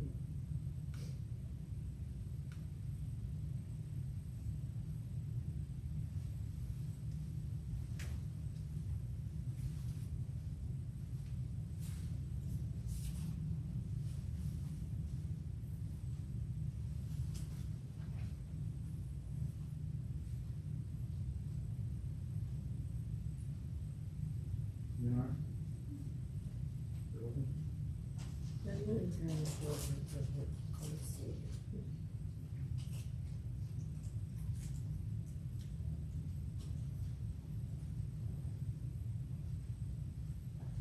So 0.296. Okay, so here's what, okay, so N is the yellow plus the green, and so I have 576. Okay. And then my P hat is my yellow divided by my N, Right. and then I have 0.2656. And so minus one minus P hat. We don't need that in the green. If we're not gonna, if we're gonna do y times g over n cubed, we don't need 1 minus b. So why did we go to y dash G? You don't get it? I thought you said it was just a another. It is. Okay. Those two things are equal. Yeah. Yes, they are. Because p hat is the number of yellow peas divided by the total, right? Right. P hat is y over n. Yes. That's p hat. Here, let me multiply it by 1 minus p hat. If I multiply it by 1 minus p hat, then that would be, think about my probability table. Mhm. My probability table would have the probability of yellow and the probability of green, and they would add up to 1, right? Mhm. So it must be the case that the probability of green is just 1 minus the probability of yellow, right? Okay, so this 1 minus p hat is 1 minus the probability of yellow. That's the probability of green. So the probability of green is the probability of green is g over n. G over n. Now this right here, this product says p hat times 1 minus p hat. It says p hat times 1 minus p hat. I just have not explicitly found the 4-digit decimals, right? It's actually more precise because I didn't round anything. Okay, so I have my p hat times 1 minus p hat. Now we need to divide by n. To divide by a number is the same thing as to multiply by its reciprocal, right? Mhm. So then this would be times times the reciprocal of n. And if I take a square root of all that, you exactly have the very same statement. The advantage here is that it's There's no rounding. there's no rounding, and it's somewhat easier to deal with. The issue with presenting this first is that everybody speaks this language in the textbooks and everywhere. So, but now that if I understand that, Mhm. then this is equivalent, Okay. and is easier to do when you're on a regular calculator because everything's an integer. But you don't have to do this. If it's confusing, you can do it the other way. It's the same. But you get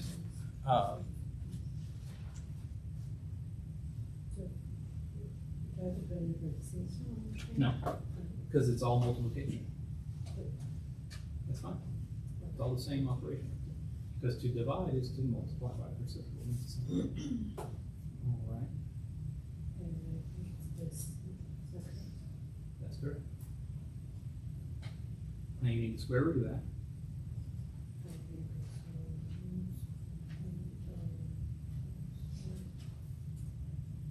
That's what I was doing. Okay, now it's times.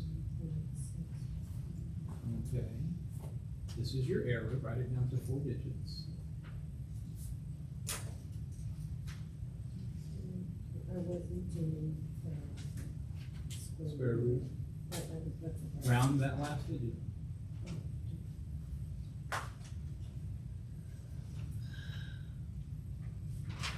All right. Now you can find the lower number and the upper number.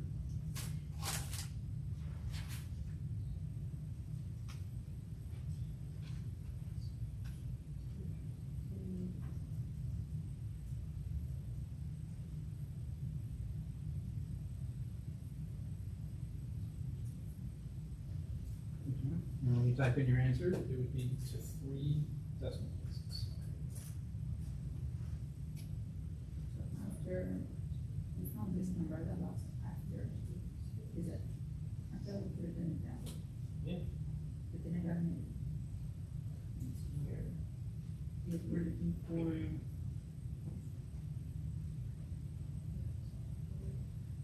You won't get a negative. P hat is positive number. 1 minus P hat is a positive number. If a negative's coming out, we made a mistake typing it in. No, it will not be 1 minus 153. so it'll just be one. No. It's, how do I make that, what is 1 minus P hat? 1 minus P hat is the probability of the other thing happening. The probability that you get yellow peas, 153 over n. The probability that you get green peas, you have the number, it's 424. 424. There's 4.1. 424. Because 153 over 577, that's yellow. 424 over 577, that's green.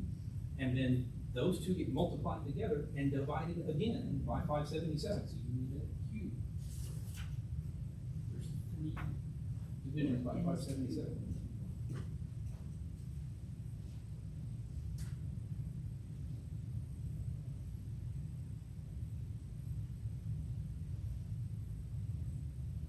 Square root of that. Okay. Don't write anything down. Then you have to multiply by z sub alpha over 2, which you're missing some digits. It's 1.6449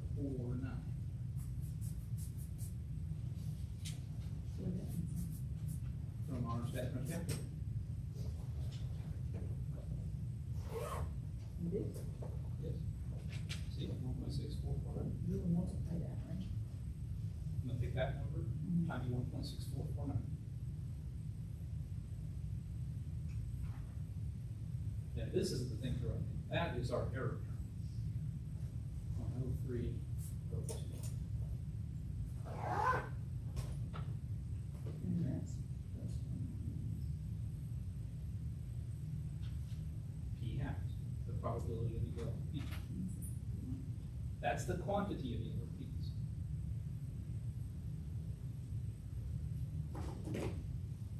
It's 153 divided by the total number of peas.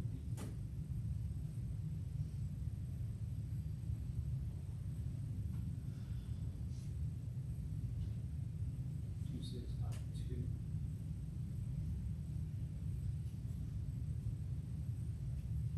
Okay.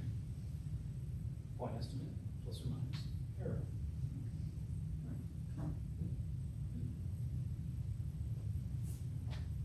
What is this value going in the last column? What is it, what now? This number, this is, well, the same as this, will divided by this, but I that's 1 minus p hat, right? It's this. So 1 minus. It's 435 over 862.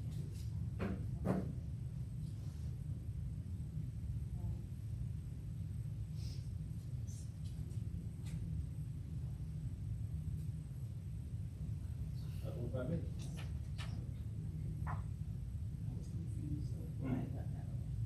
Yeah, you got it. Yeah. Yeah. I have no idea what I've done wrong. My answer didn't come out correct.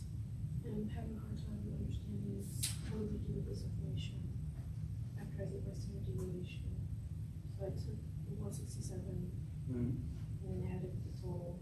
Okay. Divided 6.4, just what the total equals to get to this and gives me that. Okay. And this is our P hat. Yeah, it's the probability of getting yellow bees. And are we From our creating the same equation, we're using the same equation as before? We are. And so then this would be my standard Point estimate. point estimate. That's p hat. Is what he has. That's the point estimate. It's your best guess for how many yellow peas we should get. Doesn't it make sense that, look at this. We had 167 yellow peas. This was the total number of peas. Then this number is our best guess as to what would always happen. We don't know anything besides this. In reality, whatever this total is down here, this is really only the probability of what happened in this experiment.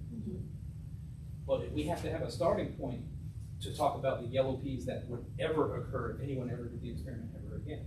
So this is our best initial guess of what that would be. It's our point estimate. We need to now take that number and give it some wiggle room. We need a plus and a minus. That's our error. We need to add and subtract some error. Okay. The error term will come from taking the standard deviation and scaling it by this number to be 1.6449 times bigger than it was. So we're gonna multiply this by the standard deviation? Yes, but if you are, I do not recommend rounding at that stage.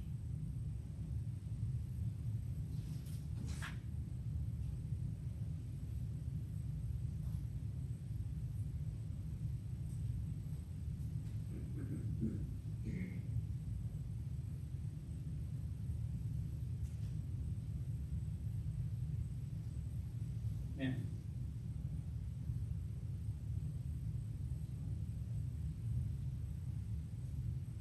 So this number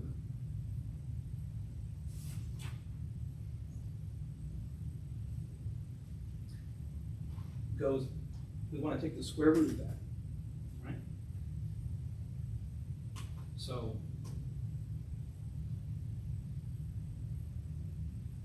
square root of all of this. But wait a minute, this is not what you mean. Or maybe I pressed the wrong one. So you meant to push this, you hit the top number? Yeah. This one. That's nothing, of course.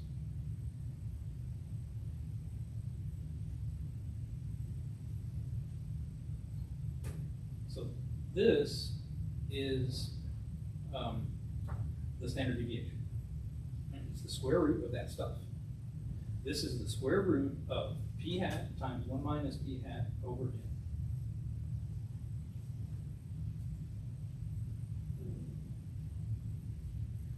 It's in the log now. This is what needs to be multiplied by 1.6449.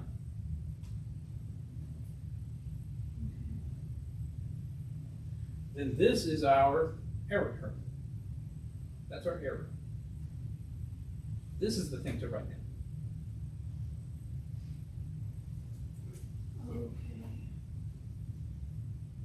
Okay.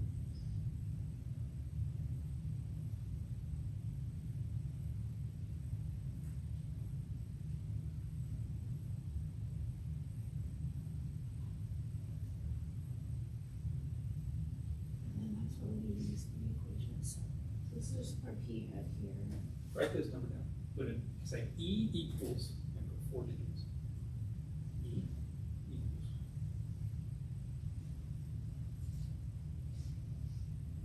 Okay. 0295. Perfect. Point estimate, error. So you'll take this plus this, and this minus this. Okay.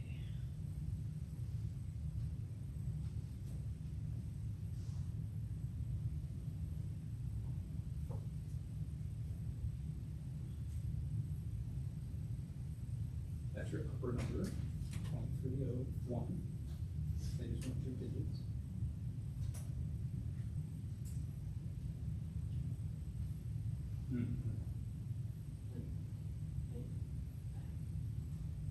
Point estimate minus the error, not error minus the point estimate.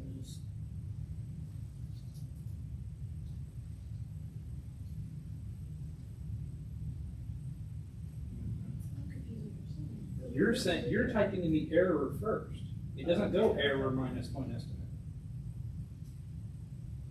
Minus, yeah.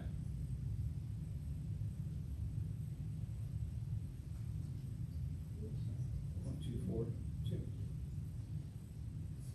Okay, 0.242.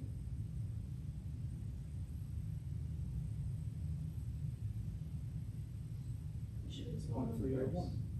Yes, because this is less than P is less than that.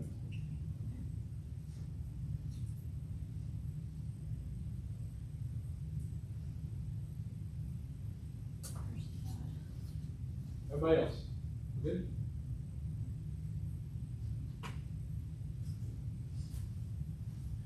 All right, now they want to know if there's a contradiction. Imagine that some scientist working on the project comes up and says, hey, my science says that 25% of the peas will be yellow. I don't know what you statisticians are doing. It's 25%. 25% are yellow. And we go over to our confidence interval and ask ourselves, is there a contradiction between the scientist's claim and what we have found?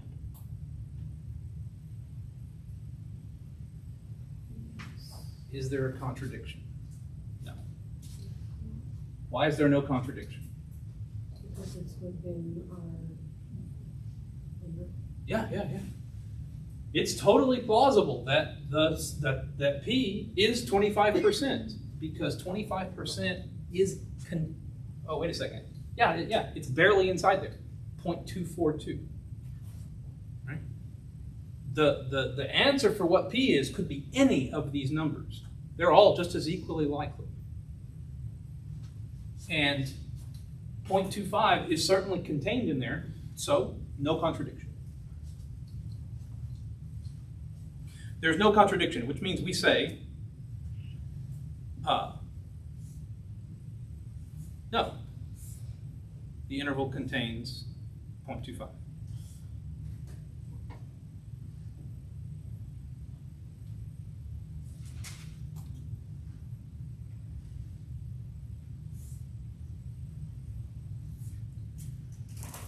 All right, they got one more that's like this about a proportion. This one helps us kind of work up to the answer. It's got multiple steps. This is the dumbest question in probably their entire catalog. I'll save you from having to read this. There's a little girl named Emily. She has a science fair project. She's flipping a coin, and someone is guessing which way it lands.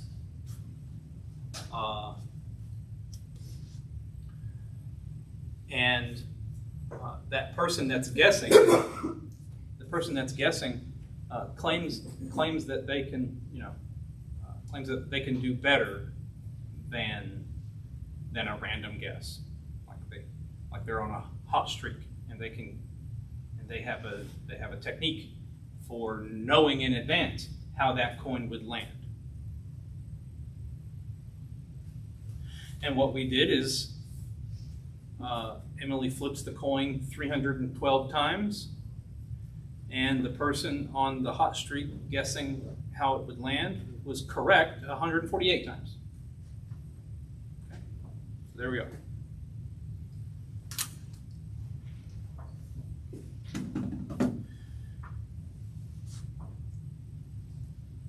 To answer part A,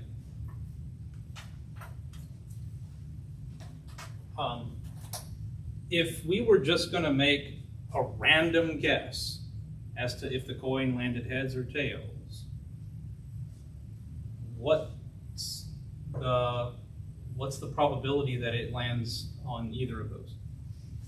What's the probability the coin lands heads? 0.5. And it's the same for if it lands tails, 0.5. So if my strategy was to I just guess heads every time. How's it land? Heads, heads. It's all I say. I'll be right half the time with no strategy anything different than that. So that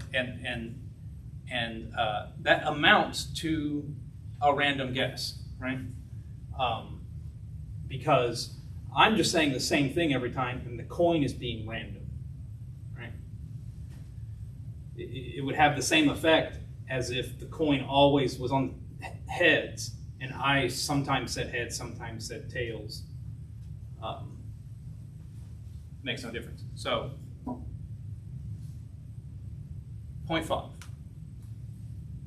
That's the proportion of time you would expect someone to be right if they were making a random guess. What is the best point estimate of the success rate of that person that's the pro coin flip guesser? Well, they were right 148 times out of 312 times.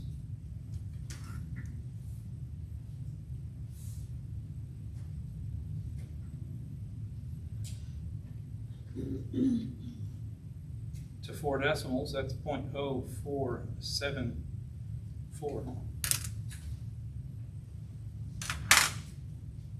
They just want 3 decimals, so 0.047. I mean, not 0.047, I wrote the wrong thing. 0.474.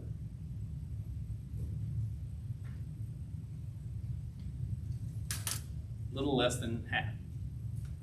Well, gee whiz, they're not doing too hot. I mean, they weren't even right half the time. I would have done better with no strategy, with the strategy of just saying heads every time.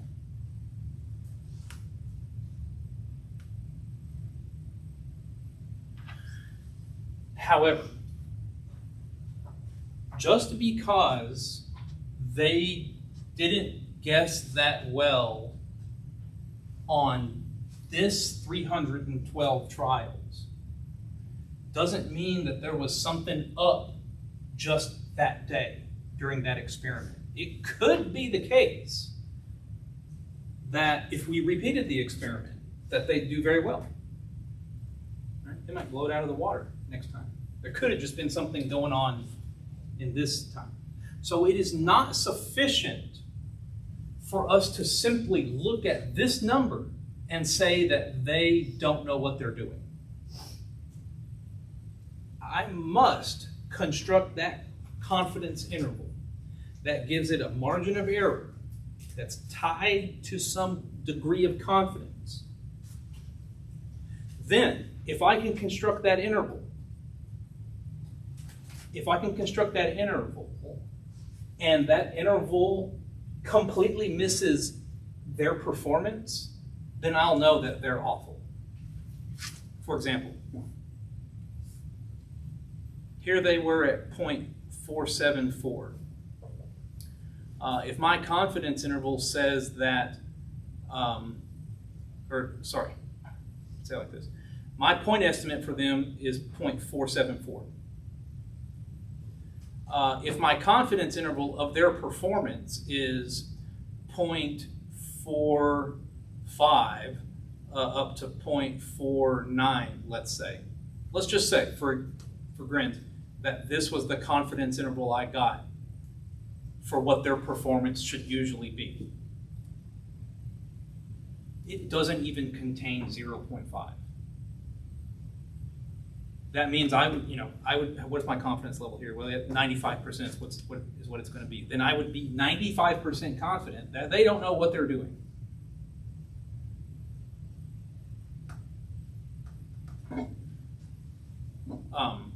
Because 0.5 is not in the interval. However, if instead I do this and I get a confidence interval that goes up to like 0.55, well, it does contain 0.5, but that does not allow me to conclude that they do know what they're doing.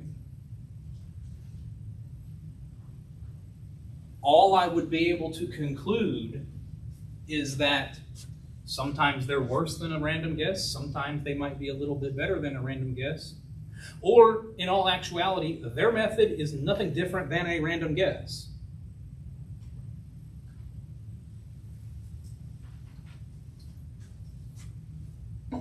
If they had had a good day, and maybe their point estimate was 0.6, and I ended up with a confidence interval of 0.55 to 0.65,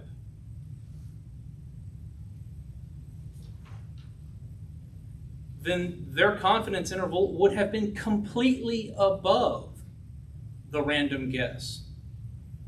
And that would indicate that, yeah, they do know they're onto something. They are clairvoyant and can tell me what side the coin will land on. Of course, that can't happen here because their point estimate is already below a half.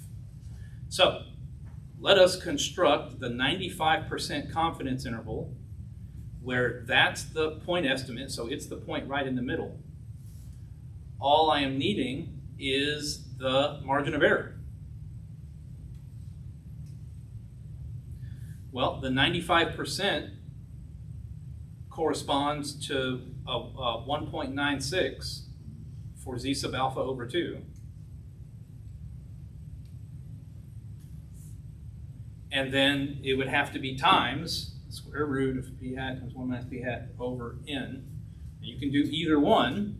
I'll just maybe write them both. So p hat would give us the 148. P hat literally is 148 over 312. It would be times 1 minus p hat. Well, that's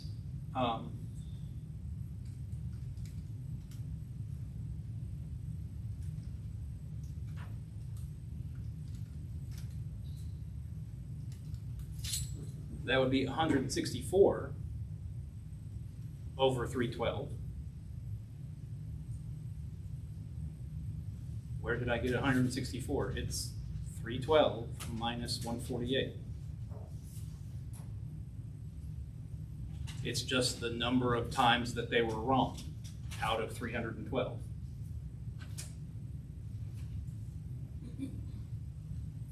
If I have a 2 right there, then that literally is the number p hat times 1 minus p hat. And then when I divide by n, there would just be 3 of them now. And now this would be identical to the square root. Maybe you should verify. This would be identical to, I want 4 decimal places though, so 0.4744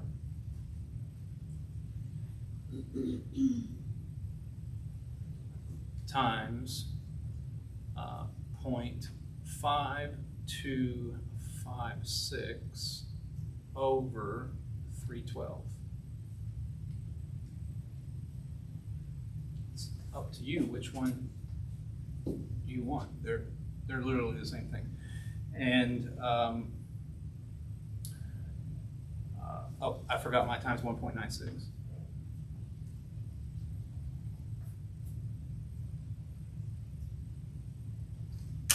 That's going to be my margin of error.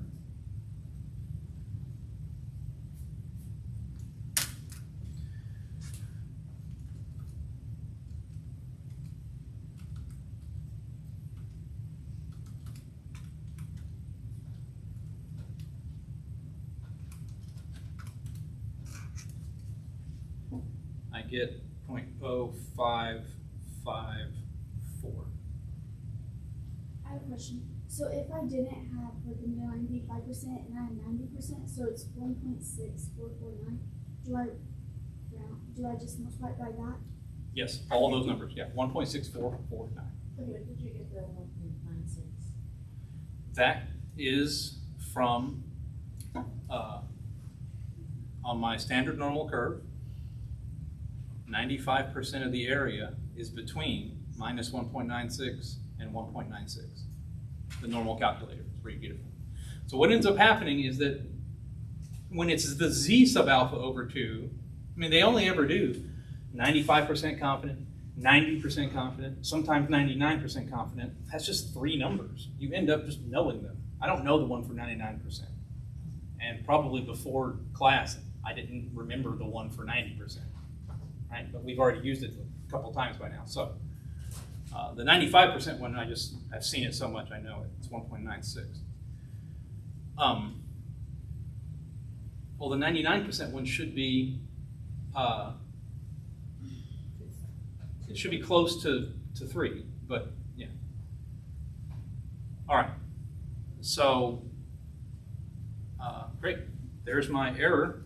I'll say 0.4744 minus 0.0554, and I get 0.419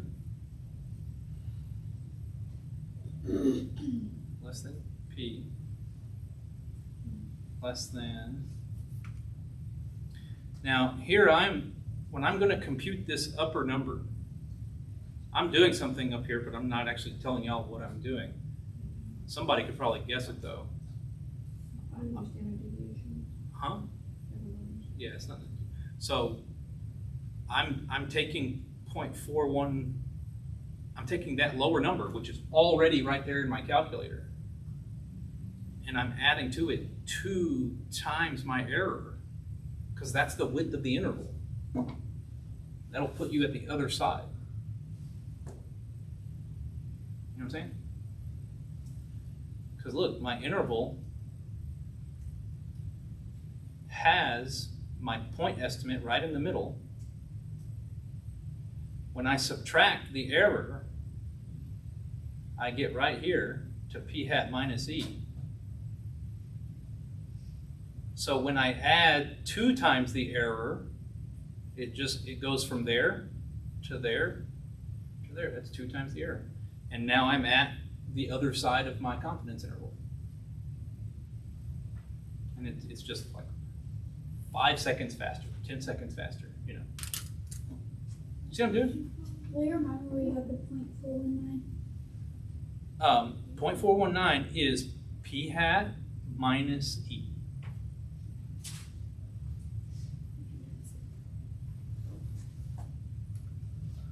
Okay.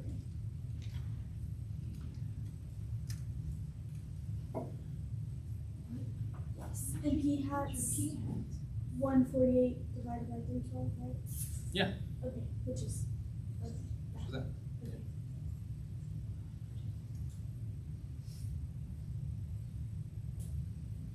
that's what that number becomes 0.530.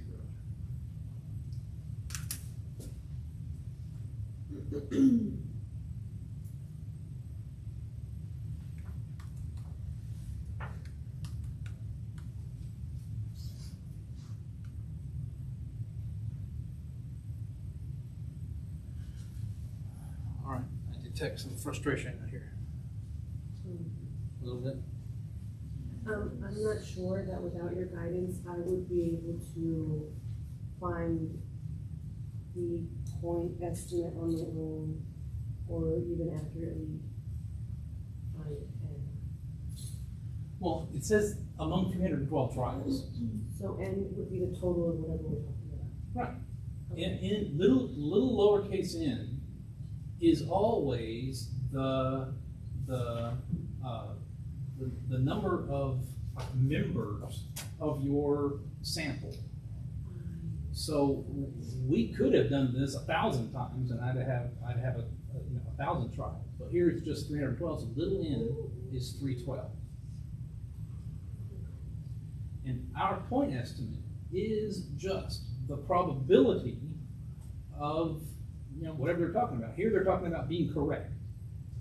So the probability of being correct was 148 divided by 312. Right. Okay. And that number is a heck of a starting point for us to try and guesstimate what their performance would be on someplace else, So what we're doing is we're taking their performance that they did right here in these 312 trials and giving it some wiggle room on either side, minus an error, plus an error. And that gives us this range of numbers where it's highly likely that they'll perform always inside this range of numbers, or at least 95% of the time.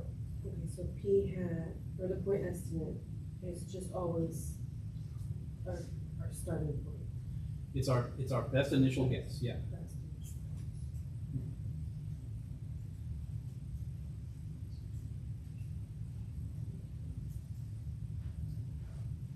Okay. So that's our point estimate. And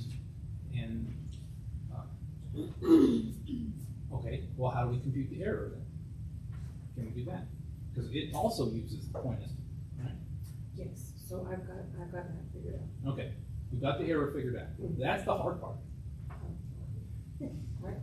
Calculating the error is the hard part. We can fix everything else. Okay. Now, in the rest of the problems, though, seeing what the point estimate is trivial because they just hand it to you. It's like, here it is. Because the point estimate will be X bar, the sample mean. And in most of the problems, it's just labeled on the screen. It says X bar equals. Right? Okay. So these problems with the proportions are a little bit tougher. Okay, what's that?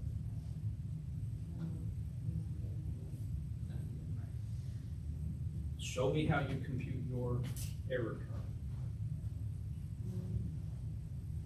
So we have three or four trials and then 44 times 2. Okay.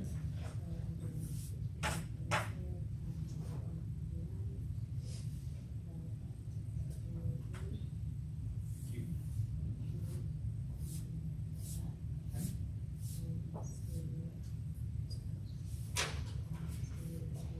mhm. No. Just equals. Okay, so now you got that square rooted number. It gets multiplied by, yes, because you have a 95% confidence interval. Okay, so times 1.96. Then this is your error.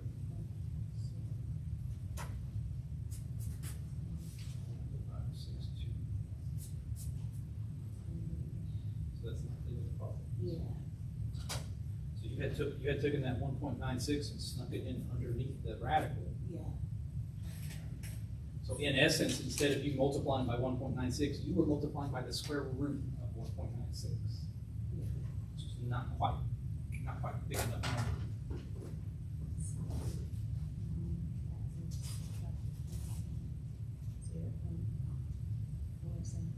Yeah, you take 0.46, which is your point estimate, minus this error, and the point estimate plus this error.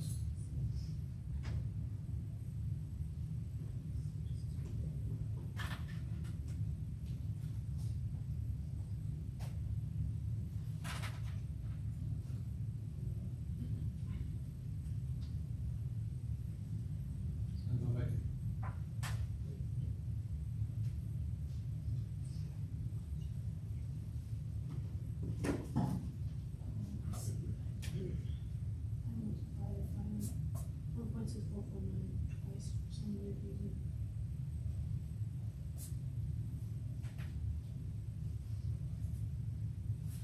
And the last question, they ask us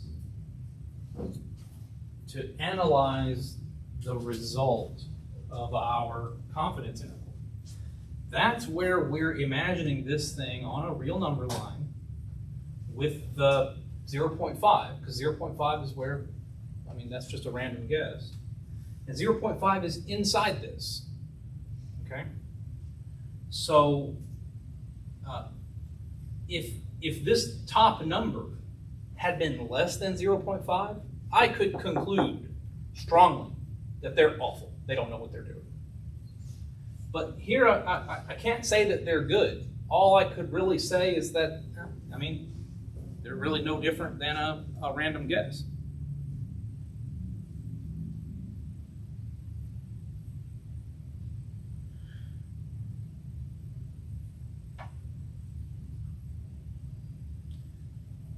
So,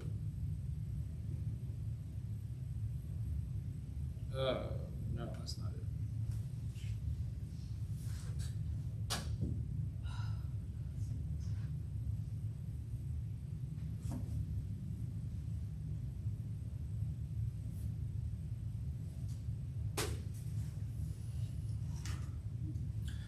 Because what did our confidence interval, what is it doing for us? It's telling us somewhere inside that interval, we're 95% sure is their genuine performance.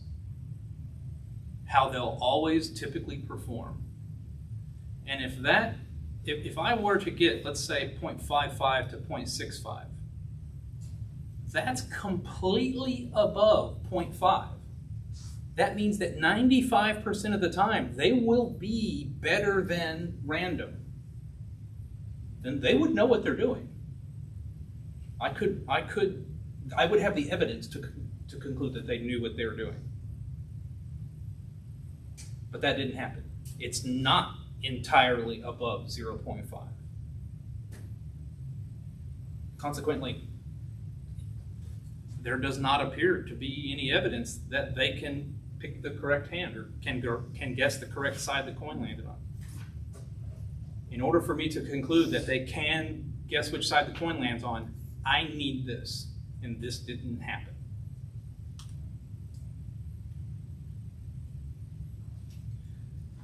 In the same, they didn't ask this part of the question here, but in the same spirit,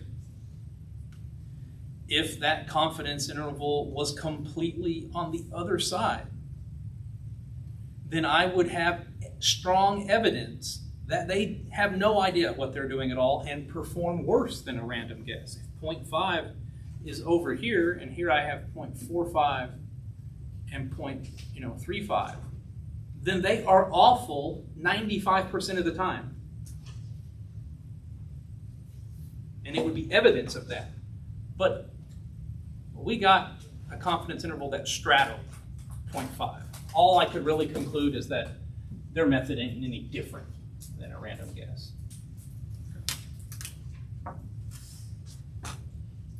I'll look out for us. I don't want to hold anybody up. Let's see how you do on the next one, okay? Okay. It's easier. It's easier because look, I told you it has less. It has less moving. It has less. Brain hurts. Oh, come on, stick with it. I am. It has less like symbols and stuff.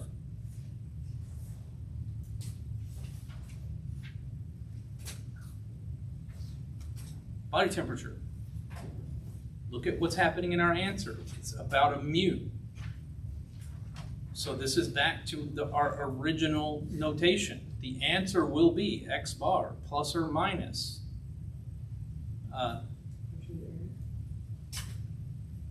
Well, it's the standard error times t sub alpha over 2. So t sub alpha over 2, which is no big deal, times s over the square root of n. Now look, they gave me x bar. That's the point estimate. They gave me s. They gave me n x bar s. I'm in business. The only thing I need here is T sub alpha over 2, which is just as equally easy to get as Z sub alpha over 2. You don't use your normal calculator, you use your T calculator. Capital T. So it's the curve is capital T. I don't know what the T stands for, and the axis is where the little T scores are. Now, unlike the Z sub alpha over 2, your T values are rarely ever the same. You'll need to look that up every time. And what it will depend on, not only will it depend on the area, which in this case is a 99% confidence interval, it will also depend on something called DF, which is degrees of freedom. The degrees of freedom is, this is complicated, it is n minus 1. That's it. The degrees of freedom is n minus 1. This is easy to understand why. Degrees of freedom is just like, is a property that something has, and it's like how many different, So here in space, we have like 4 degrees of freedom. I can go up, I can go left, I can go perpendicular to both of those, or I can just stand still and move through time. So there's 4.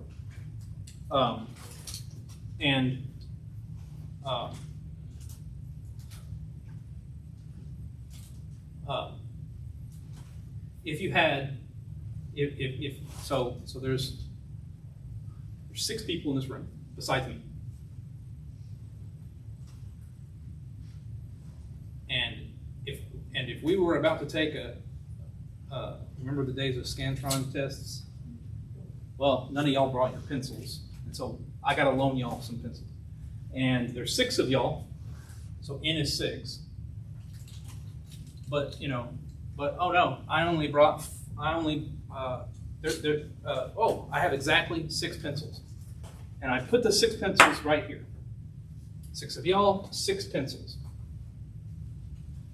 And then we just go around the room. And if somebody comes up and gets one. The first person that comes up, they can choose from any of the 6 pencils. They have 6 choices. The second person comes up, they have 5 choices. And then 4 choices, and then 3 choices. And when you get to the last person, there's only 1 pencil. They don't have any choices. See what I mean? So for this group, this object of 6 people, this class, in terms of picking a pencil, there was only 5 degrees of freedom, because the very last person had no freedom in their choice. They were stuck with the last pencil. Okay, so n minus 1. Then, all I need to do, open up my T calculator. So I'll go to Get More Help, StatCrunch.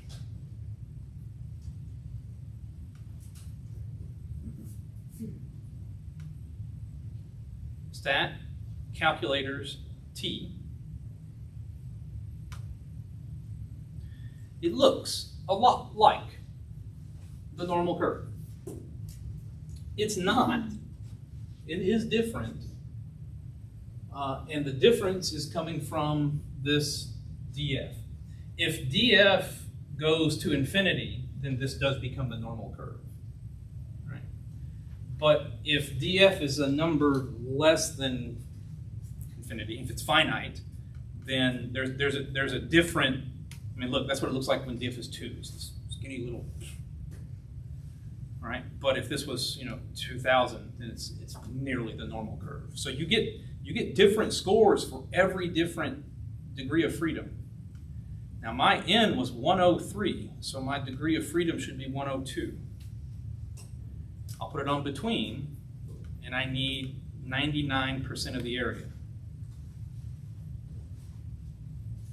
Then this is my T sub alpha over 2.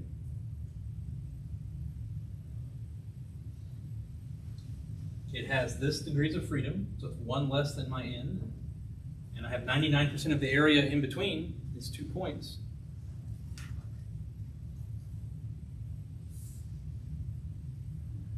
So my T sub alpha over 2 is 2.625.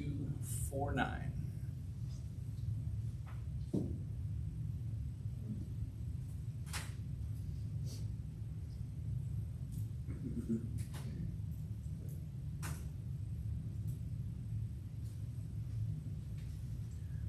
All right, we good on this calculator?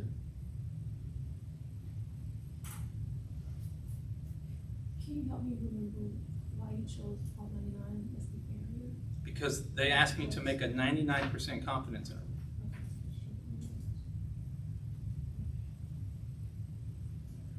All right, so now that I've got my T sub alpha over 2, I have every number I need to get the problem done.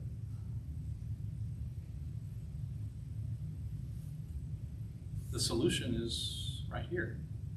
X bar is 98.9. That's the mean body temperature from my 103. I had 103 healthy adult humans. I don't know why they had to put humans.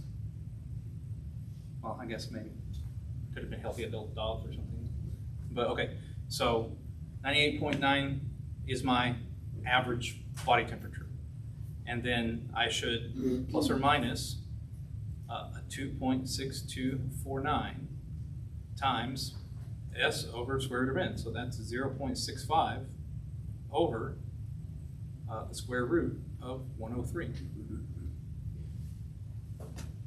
Can I see your calculator? Not that one, just that crunch. I don't know how, but I missed a step.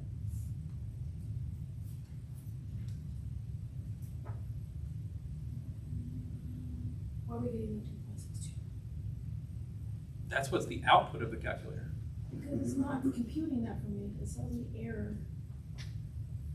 Oh, how do I input decimal? Yeah. The area under the curve is still 1, Yeah. so it needs to be 0.99. You got it now? I have it now. Okay. So just like in the other problems, I'm going to compute my error term first.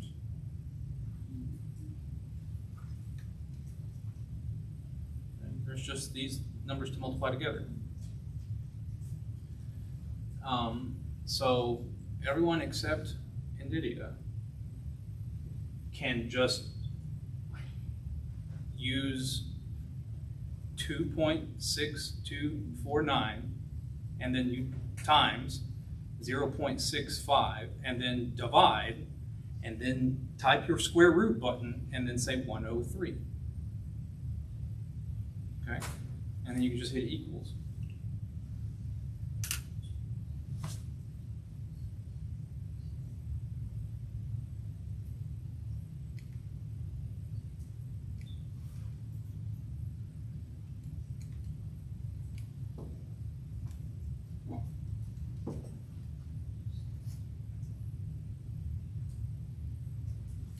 And so I get an error term of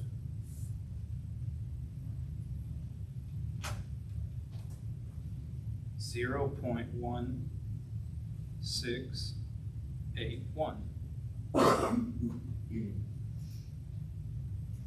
Seems reasonable.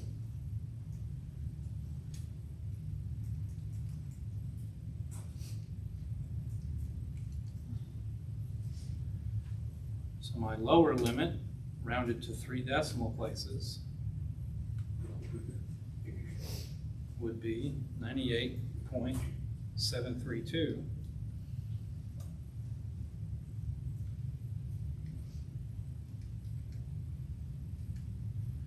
And my upper limit would be 99.068.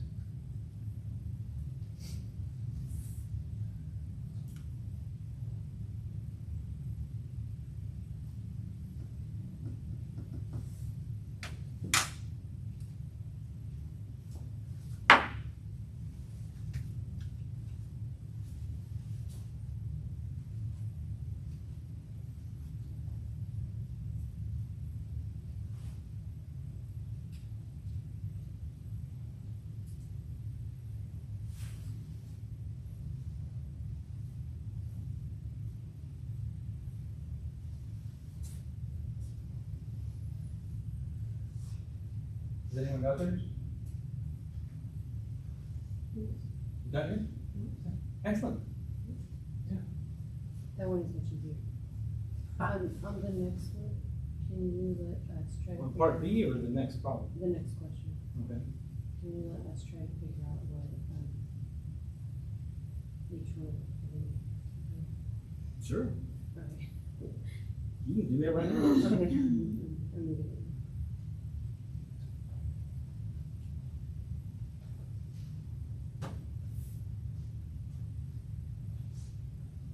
So you can answer that part because, yeah.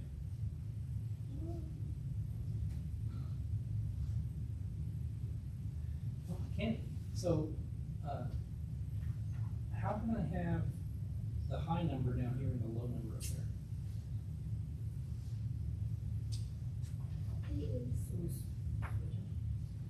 So look at which way that less than symbol is. Right? It's the lower number is less than mu, is less than the high number. It's just like 5 is less than 6 is less than 7. So since that number's in it, that means that it could be D, right? If the number is contained in it, it Yeah. could very well be it. But you have, But mine is yours isn't, 98.6 is not in there. oh, it's not in it.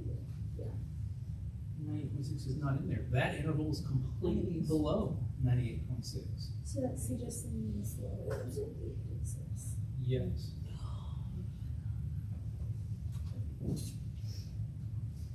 Good.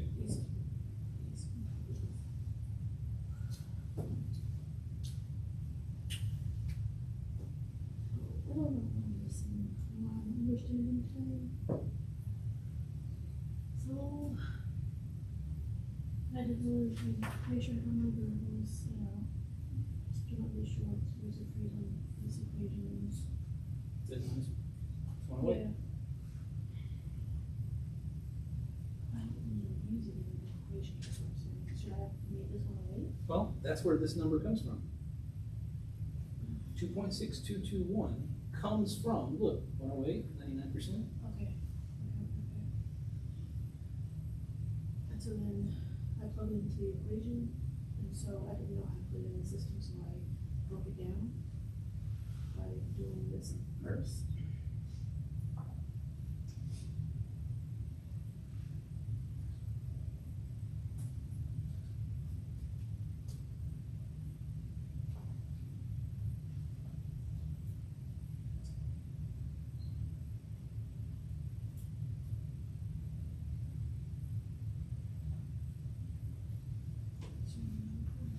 Well, I still got it. You don't need them, right? It's all multiplication. Okay. Division is a type of it. So 0.1356. All right, terrific. 98.9 minus this. 98.9 minus 0.1356 is my lower number, 98.764. Okay. So, then I did 98.764. My upper number, I would have to add 2 times the error, 0.1356. 2 times the error. 99.036. Okay. Okay, What am I wrong?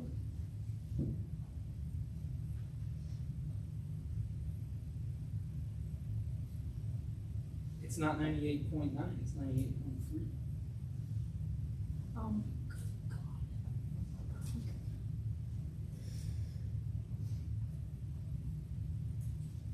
Okay. You see? Yeah. Little detail. Details. All right. We love details. Other than that, you would have got it. Right. Yeah. You got here? I'm not sure where I went wrong. It's just like this one, it's wrong. But I didn't.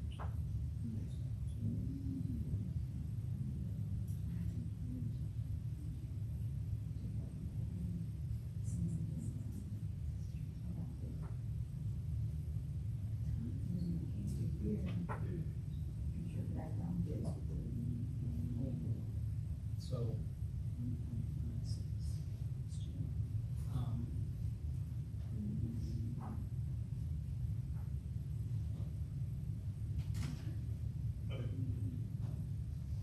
got this, all right, and this is our error, 0.1666. All right, and yeah, we have 98. All right, so 98 minus that. Yeah, 98 minus 0.166. Ooh, that wasn't a point.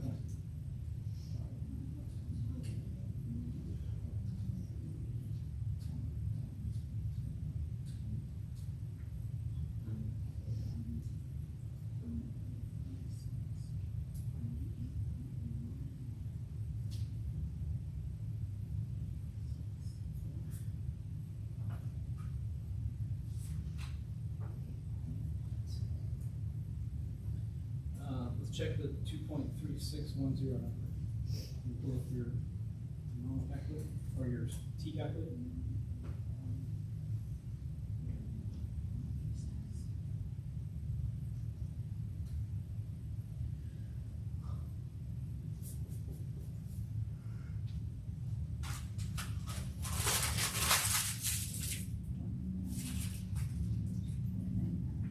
Needs to be between.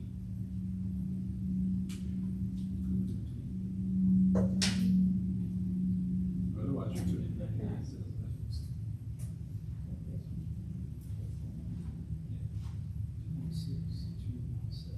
That's the deal. All right. I did. Figured it out. It takes me a minute, but I think I get it.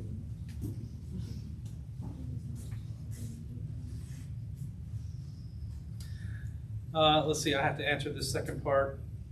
What does it say about the use of 98.6? Well, my interval is completely above 98.6, so body temperatures probably went up for me.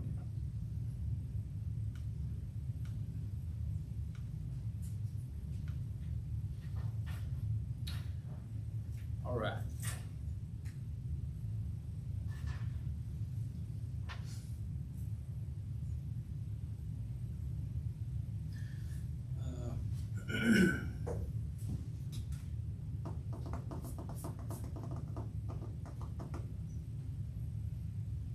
It's a drug to treat insomnia.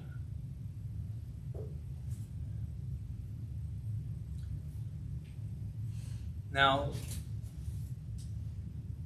in this problem, there's a before and an after.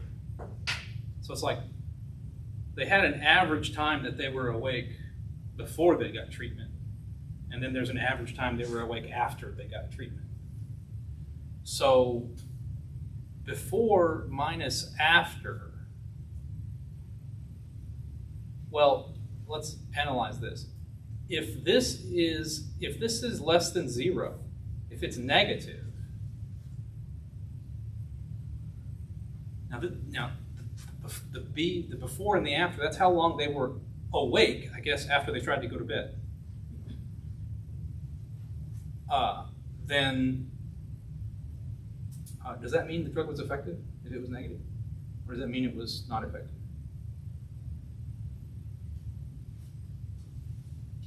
Because there's no wait time, right? Well, That doesn't answer the question. yeah, because for this to happen, well, think about it. Hold on, because for this to happen, it's like maybe I'm awake for 100 minutes, but if I get treatment and then I'm awake for 110 minutes, it would be negative. So that would be not effective. So I'm looking for a positive. Number here to get effectiveness. Okay. And what's lowercase n in my problem? 25.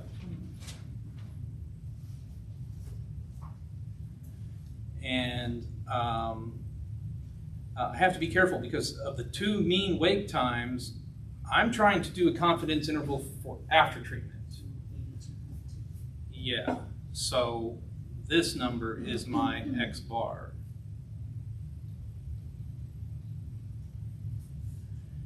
And the corresponding standard deviation is this whopper, 21.2. That's pretty big.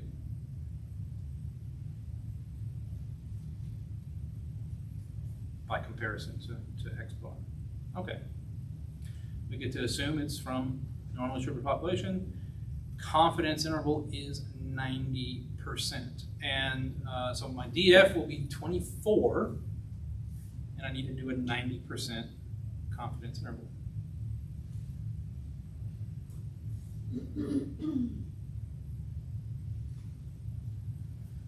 I'll go to stat, calculators, T.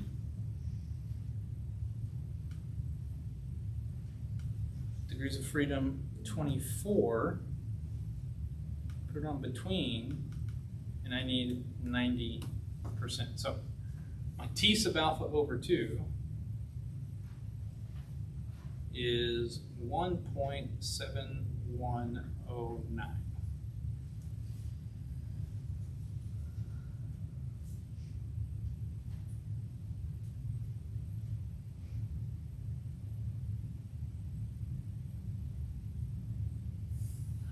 How do we know to select the information from before versus the after? One hint is that they didn't even give us a standard deviation for before. Okay. But really, I mean, even if they had, we're not trying to do a confidence interval for what their performance would be before treatment. We want to know what it's like after treatment. Okay, Yeah. makes sense. Almost makes sense. All right. So my answer will be 82.2 plus or minus 1.7109 times 21.2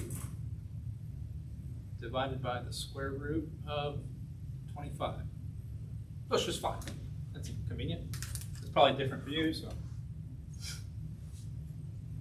Let's see.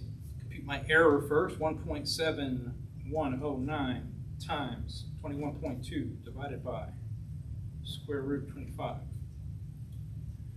And I get error of 7.2542.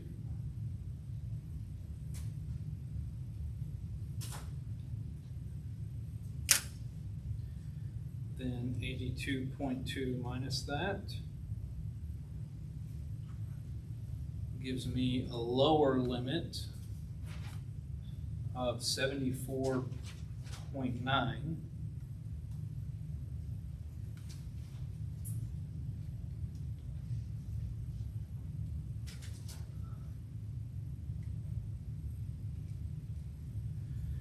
And an upper limit of 89.5.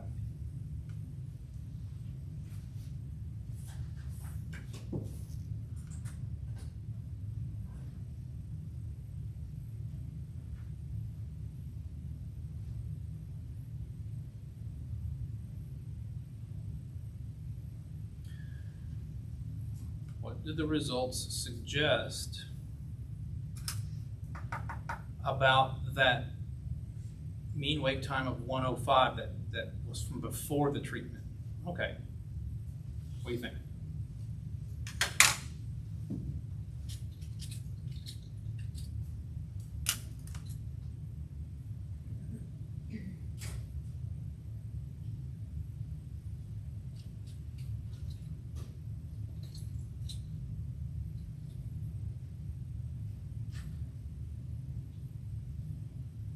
We're trying to decide, is the drug effective, right?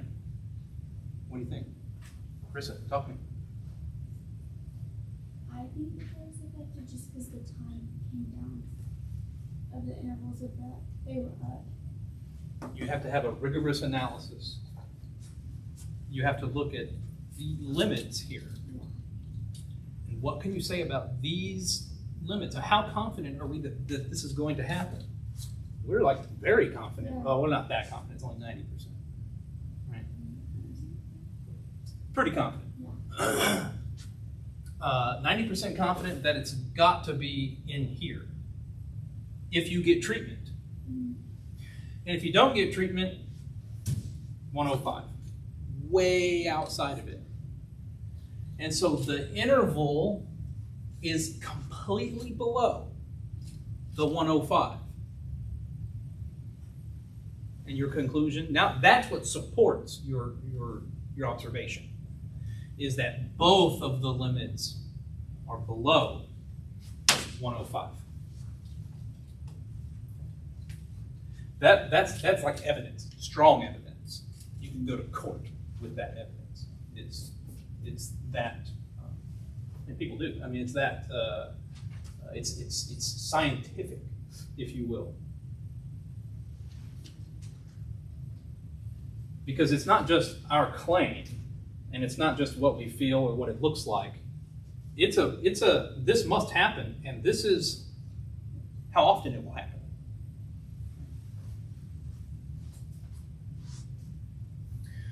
Okay, so yeah, that drug appears effective. The confidence interval is completely below, does not include.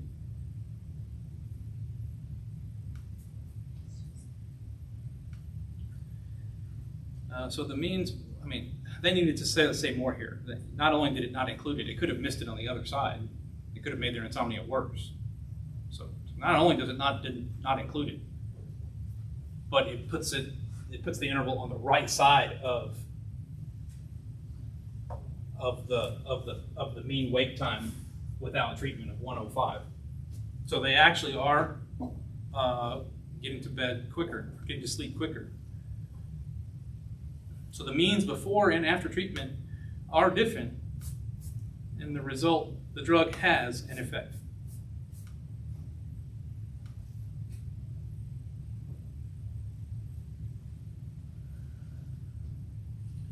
That was number 8. We doing all right? All right, you're going to use that idea of before minus after here again, and it might feel weird on this one. I don't know. You can tell me.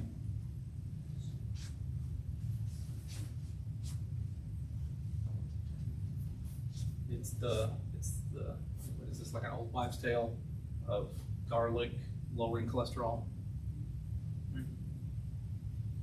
You never heard this? Yeah, it's like a holistic, thing. So we're going to do a real study here and see if it's effective. Well, a fake study, but it could be real. We took it to the next level. So they gave me 47 people, and I treated them with garlic in a tablet. That'd probably be one stinky tablet. Give you some bad breath. Imagine the breath from that tablet. Pretty huge. So cholesterol levels were measured before and after. Now here I want my cholesterol level to go down. Okay. So before, minus, and after. If that's a positive number, if before, minus, after is positive, then my cholesterol went down. Yeah. Because it'd be like, here it was 8, and then it was 5. And so that's a positive number, it went down. So the before, minus, after measurement being positive translates to effective. All right. And they measured, what they measured was the change in LDL cholesterol. They measured that before, minus, after number. So they took everybody's cholesterol before, they gave them the garlic. At some point later, we checked it again and recorded the changes. I took the average of all those changes and got 3.5. I took the average of all those changes and got a 3.5. But the standard deviation was 17.9. Whew. That means that some folks have their cholesterol go up after the garlic. But some people, it was pretty effective and their cholesterol went down. Just a give or take.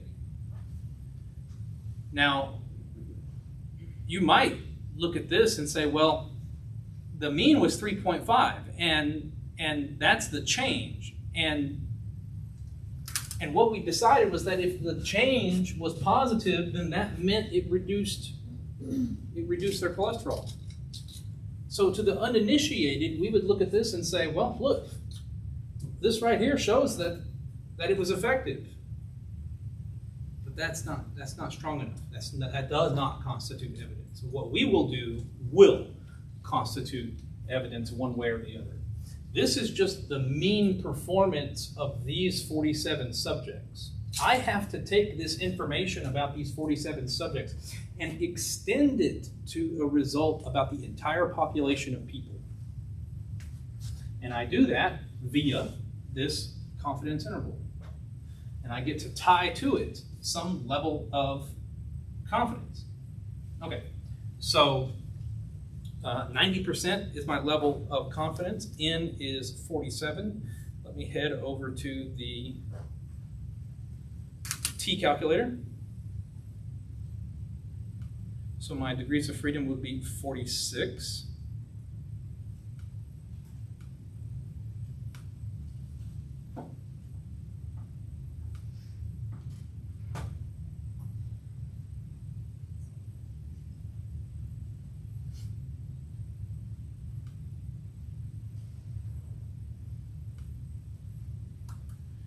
And it's a 90% confidence interval, so 1.6787.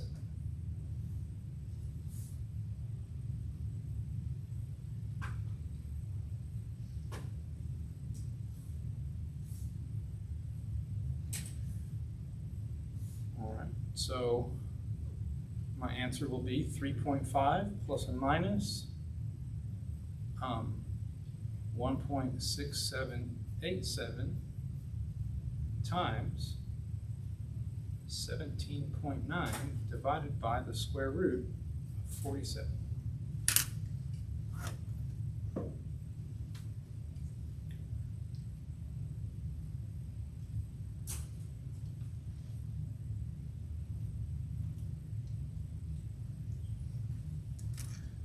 I get an error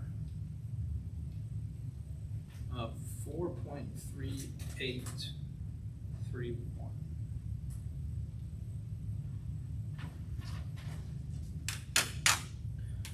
Well, you can already see that 3.5 plus and minus this number, that my lower limit will be negative.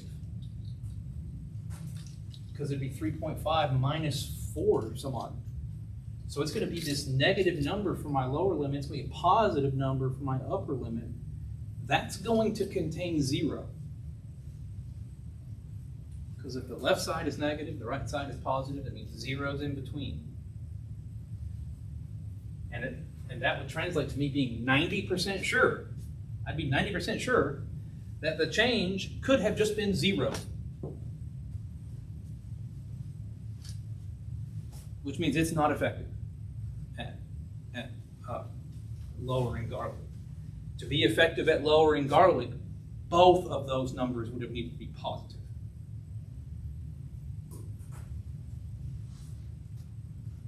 All right, so 3.5 minus 0.438.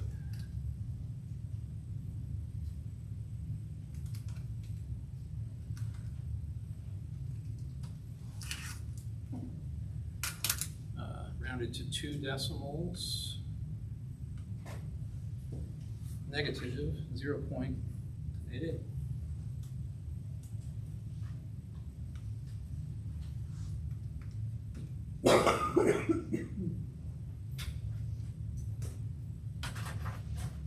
And 7.89.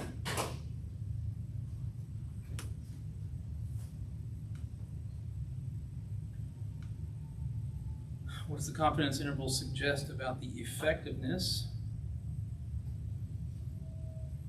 Well, it contains 0 suggesting that it did not affect the levels.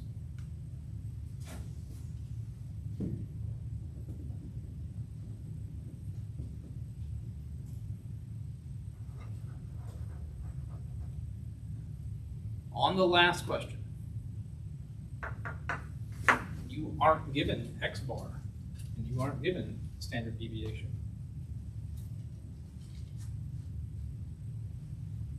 Do we remember how I would get those numbers though, from this raw data? How you do it? And summary stats. Summary stats. Because all those numbers are summary stats. The mean, median, mode, standard deviation, variance, blah, blah, blah. Those are all summary stats. So you go to stat, summary stats, column. Well, you got to open the data in StatCrunch first. You can say open in StatCrunch. And then I can go to stat, summary stats, columns. Tell it where's the data, I click compute. Right? So, now I know the mean, whatever, of all those Egyptian skulls. 133.65, that's my mean. And I'll tell you even another advantage here is that, if you remember earlier, I said something about this word standard error. This number, the standard error, is exactly the standard deviation divided by the square root of n. That's that. This is S over root n. You can try it. You can take that and then divide it by the square root of 8 and you'll get this.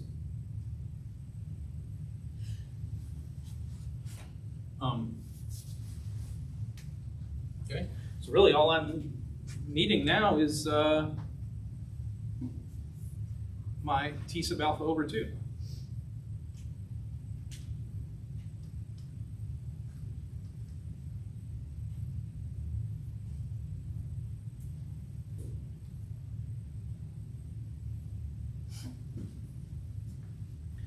Well, the degrees of freedom is 8. And how confident do they want me to be? 95% confident. Huh? Degrees of freedom is going to be the same as n?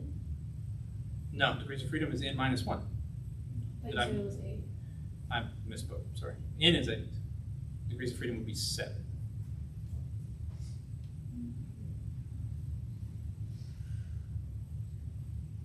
So, stat calculators T,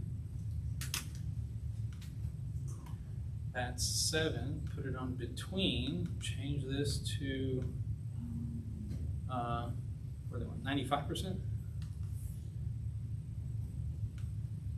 Yeah.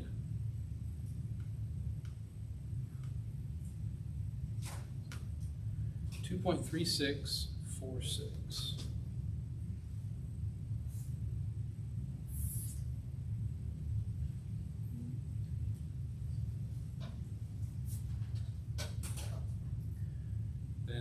My answer will be 133.65 plus or minus 2.3646 times 5.9764 over the square root of 8.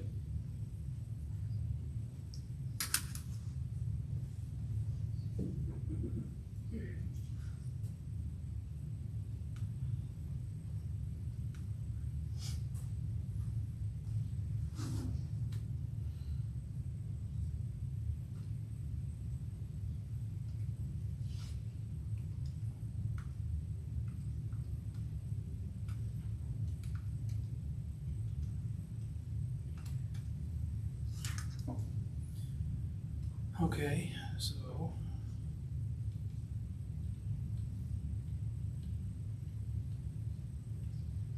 I get that as my error.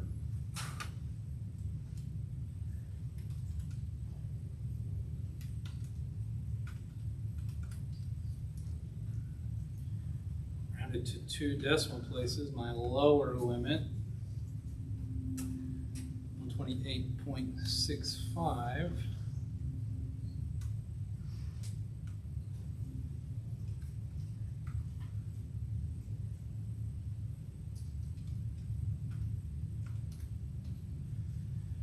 upper limit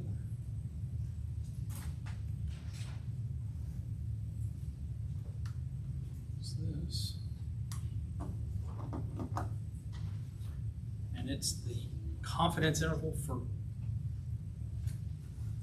width of Egyptian skulls. Yes. And for T, you use the standard error number in here? Or am I using this? Well, this is a confidence interval about mu, right? So then I have to use the T curve. I have to use the T curve, right? Is that what your question is? Okay. How did you get T? I thought you were gonna answer that one. How did I get T? I said, let me go over here to That's the my, standard error. no, I mean, T is that whatever number. that guy is. That's T sub alpha over 2.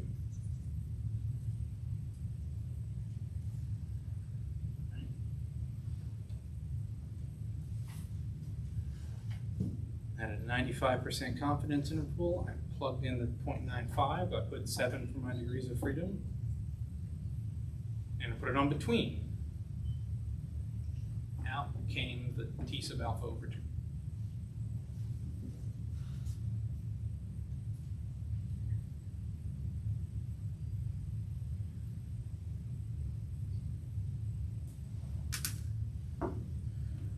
All right, well, that's the end of the assignment. And I'm sure that I fulfilled my promise that it was harder. For sure, yeah.